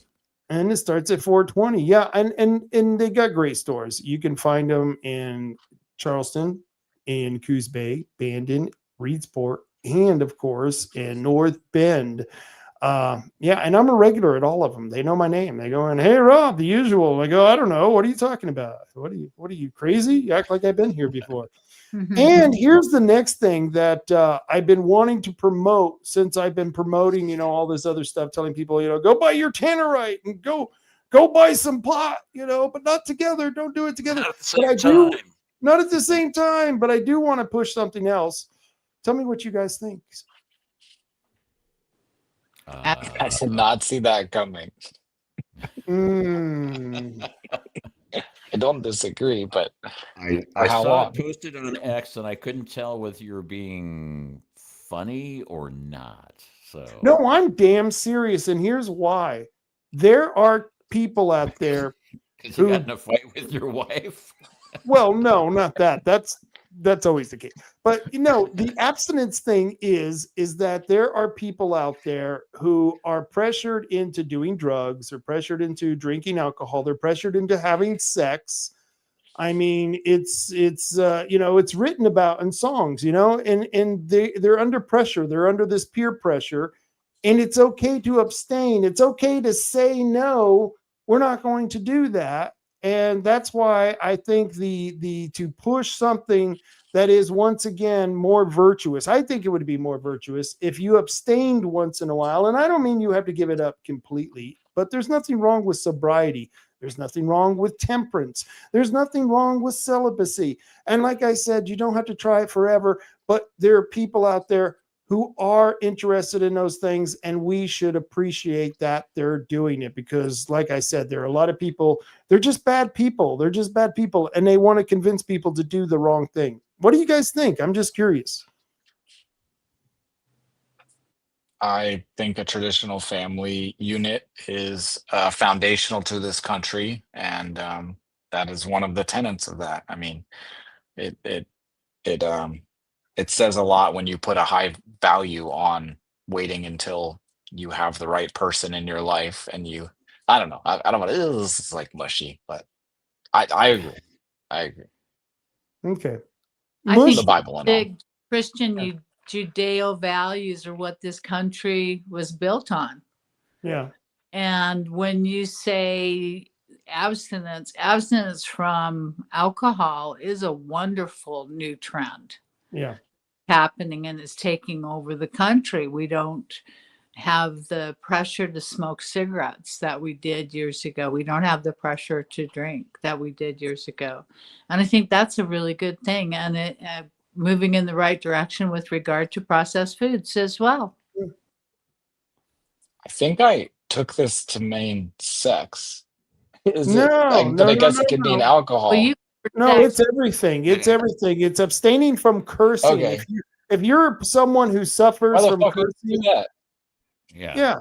If you're someone who suffers from gluttony, you should never eat at the table of your enemy. You know what I mean? You should abstain because there are logical reasons for it. I mean, I'll give you an example. I spend a lot of money on stuff I shouldn't be buying, and you know what it is. I've been drinking one tonight.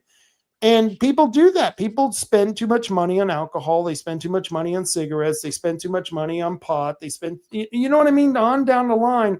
And it's just not even drugs and alcohol. People do gambling. People do dangerous sports that they just take risks. There really isn't much value to it. And I think we need to start talking to people about maybe we should just abstain. Well, all right. Well, what if we put our money where our mouth is and we all pick a vice that we have and abstain for the next week and reconvene and see how it went? Well, as long as it's not masturbation, I'm okay. It's all right. Oh my God. Oh my God. I meant like I'll stop cursing. Like, I won't curse I'll try my best to not curse for the whole week. I'm fine with moderation in small quantities. I mean, I stopped smoking, I stopped drinking, I stopped having sex, and it was like the worst 10 minutes of my life. So. Alive. Yeah. See, Marty, I knew would be like this. Marty's all, screw it. I ain't giving up nothing. I mean, he's like Betty Davis over there. I'm 110 and I'm still smoking. Screw you. You know what I mean? Yeah. Yeah. And I'm drinking water. So yeah. Yeah. Well, Yeah. But yeah, the problem is everybody kind of aligns abstinence with lack of sex as opposed to moderation, which would be, you don't have to drink that much. You don't have to smoke that much. You don't have to swear that much, and it's one of those things where, you can, abstinence means like just stop, completely stop. So like no smoking for a week, no drinking for a week, no sex for a week, no swearing for a week or whatever. And I'm like, I don't know. I mean, it seems like a big ask, but if you say, oh, okay, you do a pack a day, well, try doing a half pack a day. Or, you do a fifth a day, try doing something, a pint a day. I don't know. Yeah, there you go. So that was the other word that I was struggling with. I was trying to come up with a word to counter vice. And virtue, it seemed like it was too much because there were a lot of things that were virtuous and I'll go back to some of the vices that we talked about. I don't think just because you have vices doesn't mean that you don't have virtue. So I didn't like the word virtue, and I didn't like the word moderation because it didn't have that definitive completely stop because that's what I'm talking about, just to completely stop something.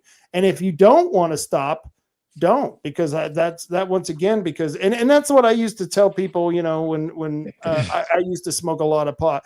Well, if you don't want to smoke it, don't, because it's more for me. Yeah. What do you mean used to? Well, I'm just saying. I solemnly Warning. pledge to curse less going I can forward. do that one. I'll go with the cursing I'll less. do that one. It'd be good for all of us. Let's do Yeah. that. Did we? Oh, well, all righty. It's not a normally a big thing. So for me anyway. I'll tell you what, I'll even go one further. I will abstain Ooh. from yelling at Republican meetings. Ooh. For how long? I'm never going to yell at a Republican meeting unless someone hits my hand with a hammer. Then everything's off. And I'm going to say a few curse words too. All right. Sir, So Rob, we're gonna have to bring a hammer to meetings, is what you're saying. Okay. Yeah, well, okay.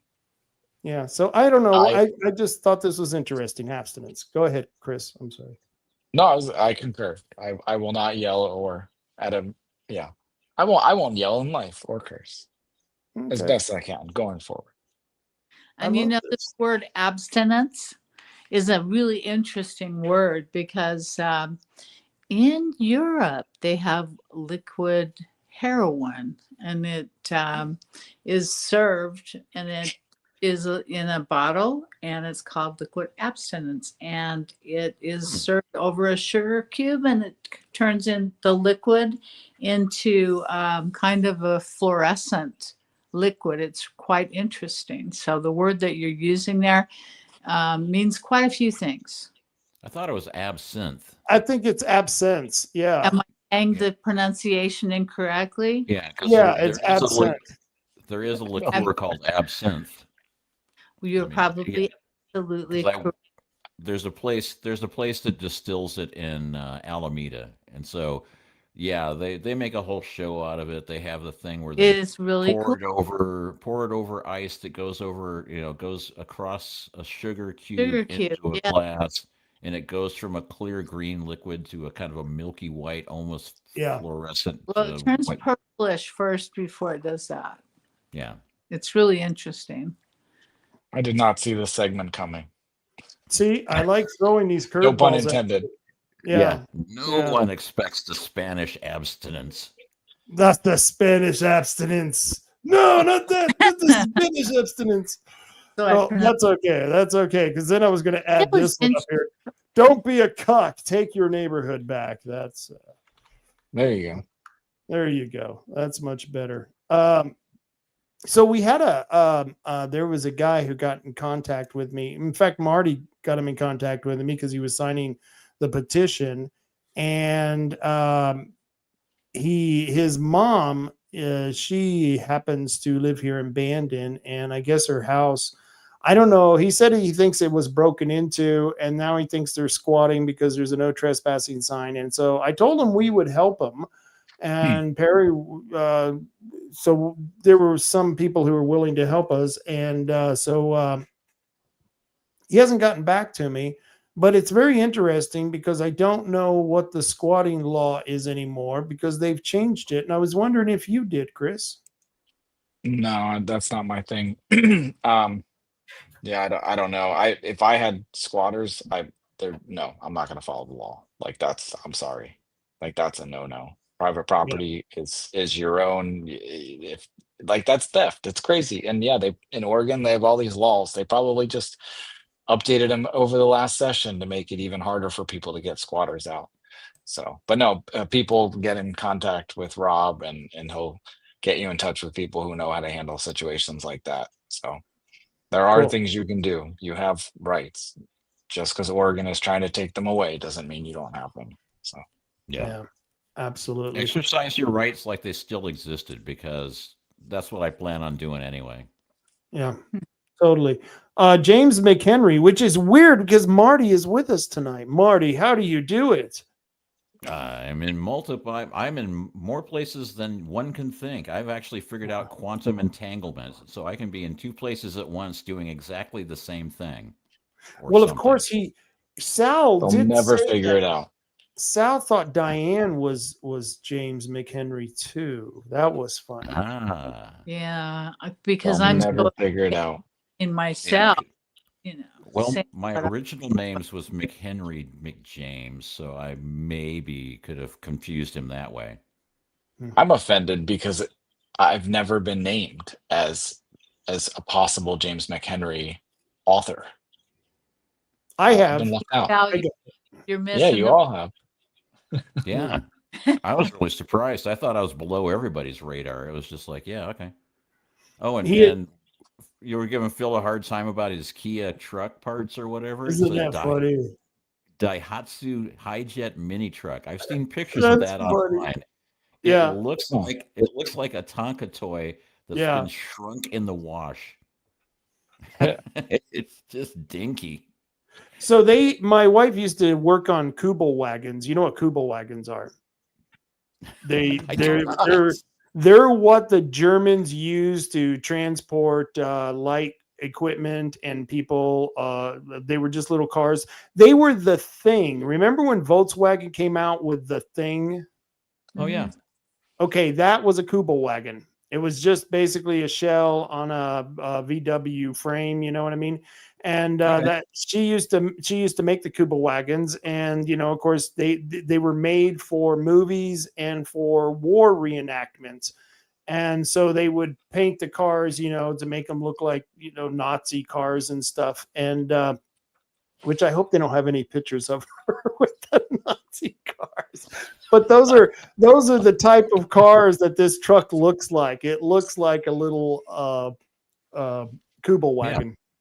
Phil knows what a Kubel wagon is. I guarantee it. He'll know what a Kubel wagon is. Yeah, I thought it was maybe a matchbox that had been blown up or something, because it looked like a scale model. I mean, some of the stuff that Tom and Giggs would actually be larger than that truck. Yeah. Totally. Hey Rob, I gotta get going, man. I'm about to fall asleep. I'm sorry.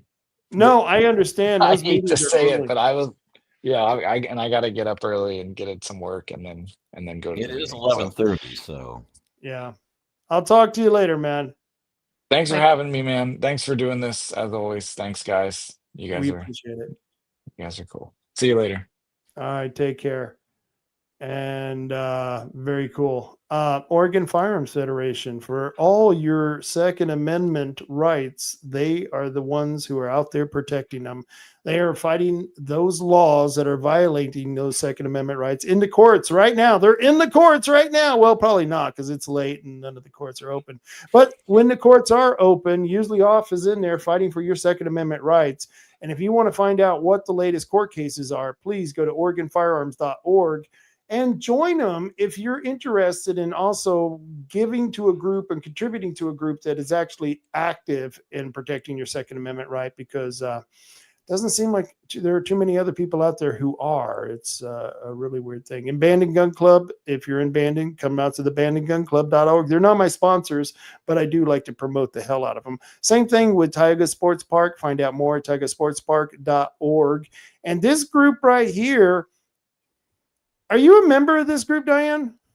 I am not, but I'm going to go to their last meeting of the year, October 24th, over at the Eastside Little Crooked Church.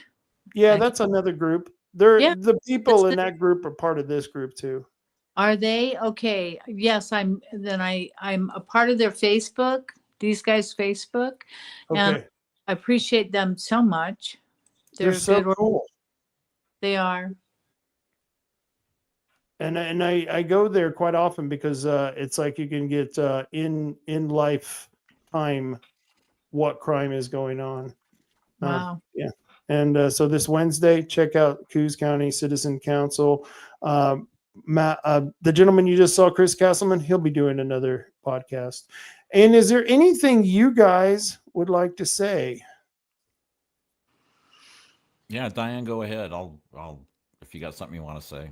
Well, we need to do candidate recruitment over the weekend. Last weekend, I spent some time with Matt and Rose. They run the Loon County Conservative Alliance.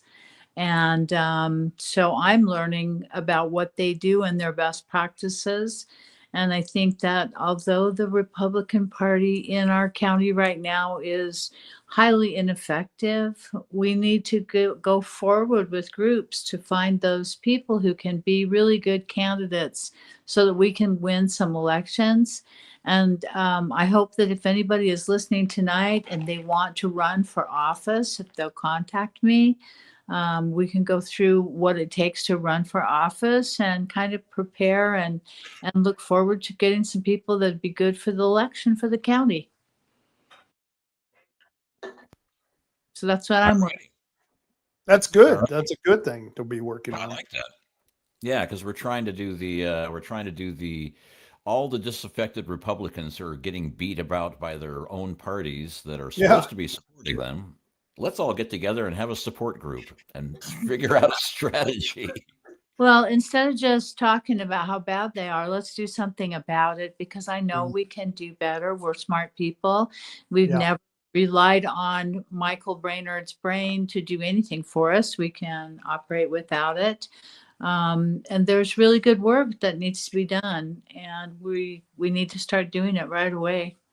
Yeah, I couldn't agree more. I think we're just going to keep moving ahead. Eventually here in Coos County, though, we will get the party back for the people. That's just going to happen. It's not going to happen in Douglas County for a long time. They are set back for quite a while. And do you know why these people got recalled in Lynn County? Do you know the story? Well, they had formed a candidate search and recruitment division, and they were being very good at their job. And, you know, the Republican Party doesn't like people to be really effective. They like to tell them what to do and how high to jump. And if they don't do what they're told, they get recalled.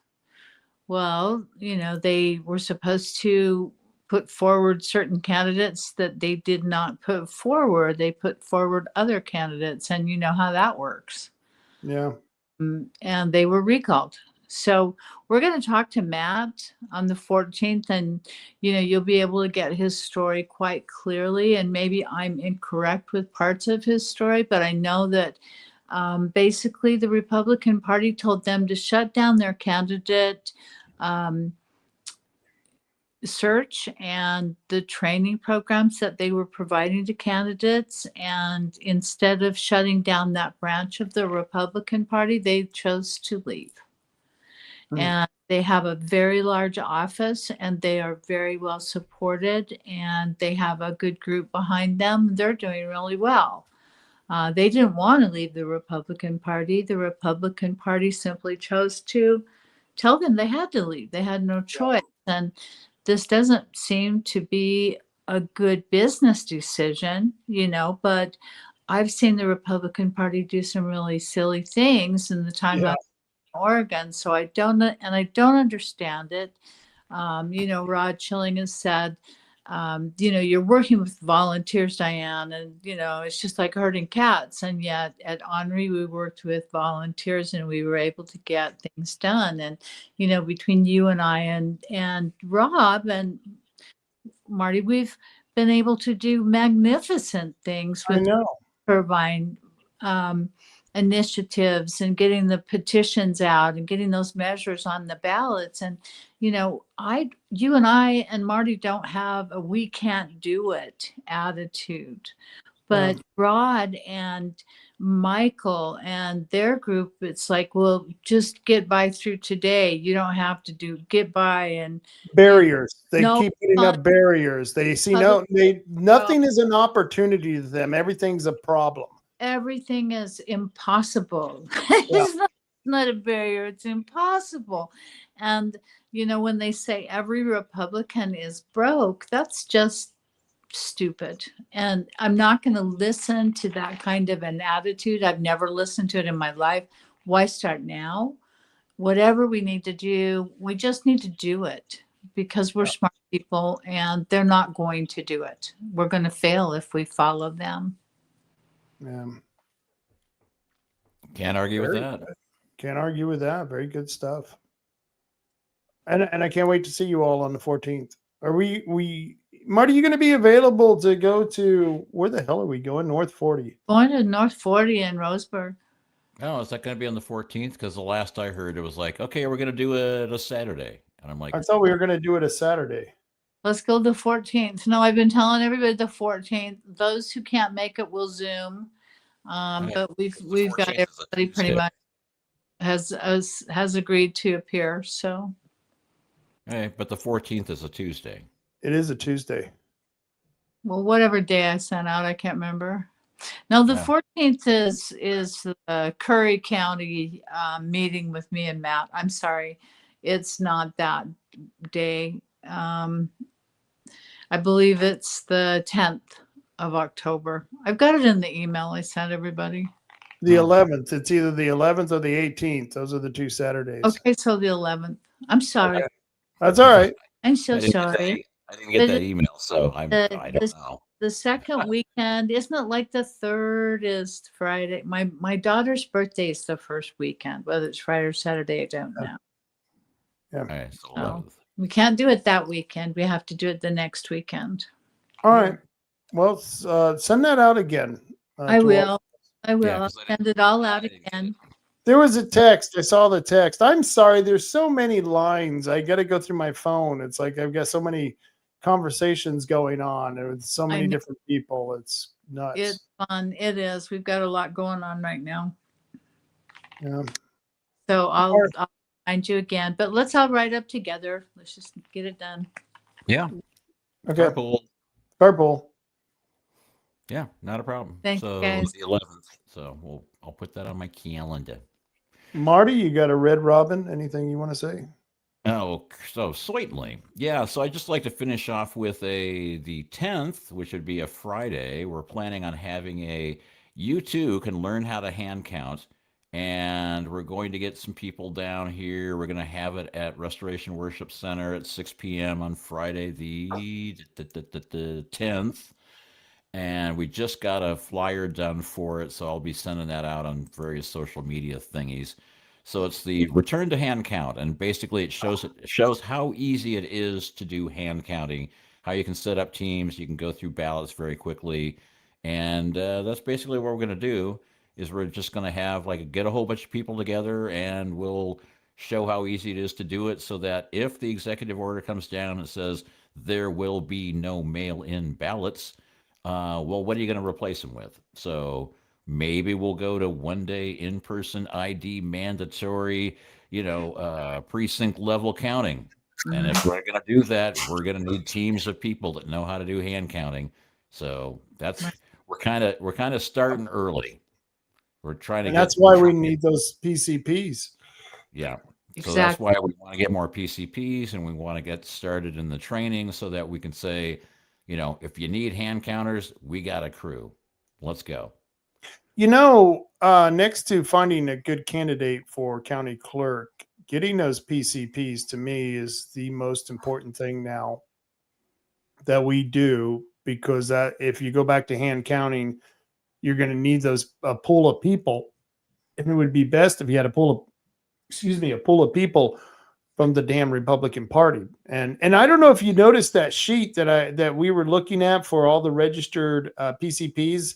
There was only one Democrat registered for PCP at the county clerk's office. Oh, I didn't even notice that. Yeah, one. Yeah, I was too busy counting the Republican county column at 42. So yeah, all excited. Yeah, I was too. Yeah. I was like, woo! Look at that. And then the other thing is it's really great news. We talked about it earlier, Todd Vaughn and that lawsuit that they are going to, it wasn't thrown out. They will have discovery. If they have discovery, I pretty much know the forensic people that are going to be involved. This is going to be a bloodbath for Dan Loomis and Douglas County.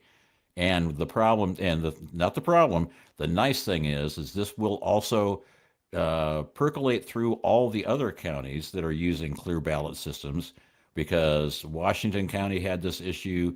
We have clear ballot, and it's, essentially there's going to be a lot of attention from above, shall we say, with the president doing the executive orders say no mail-in ballots. The Judicial Watch lawsuit against the Secretary of State saying you must clean up the voter rolls.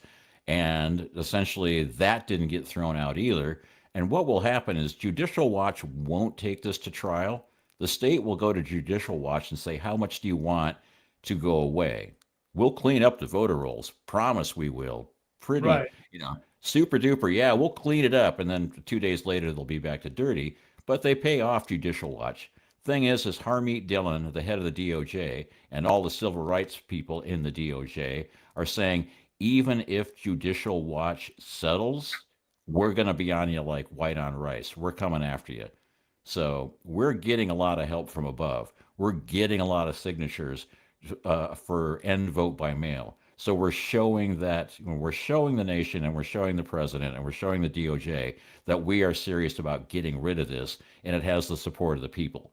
Whether we get 156,000 signatures by next June doesn't matter right now, because we're at clipping along at like 100 plus a day, and that's just the two of us. There are people in other counties doing the exact same thing, and it's like, we're probably up to like 25, 30,000 signatures at this point.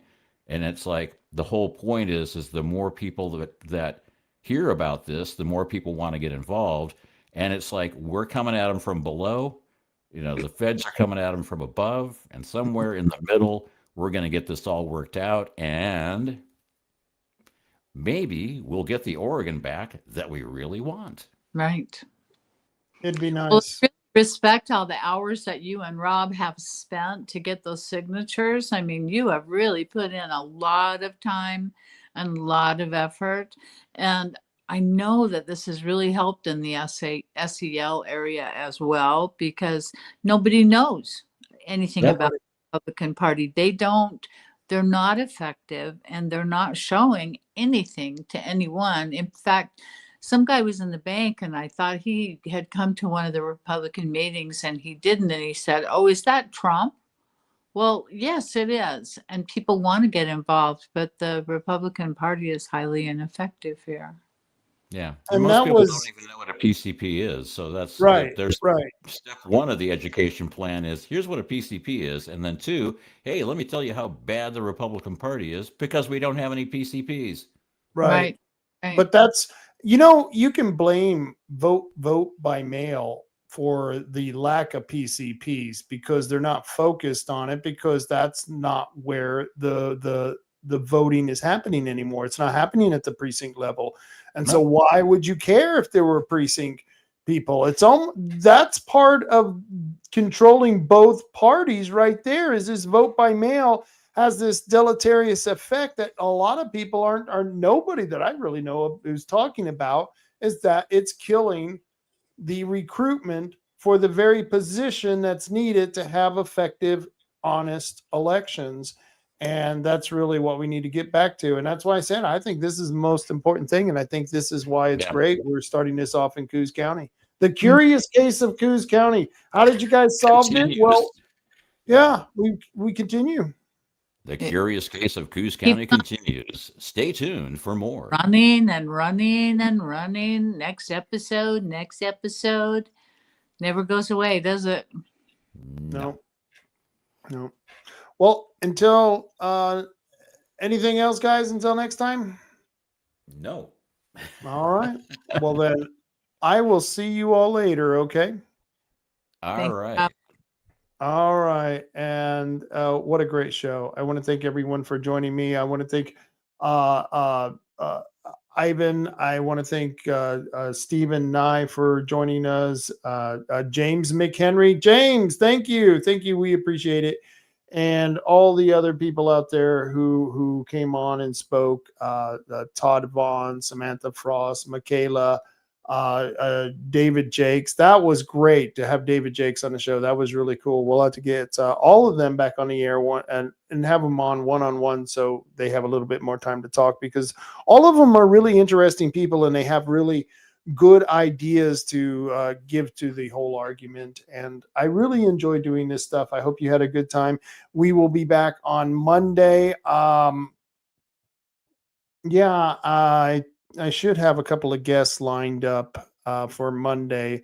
It's so hard to get these guests set up for a live show. It's easier to do the recordings, but I don't have a whole lot of time for the recordings because we're out there getting those petition signatures, and you should want to sign those petition signatures.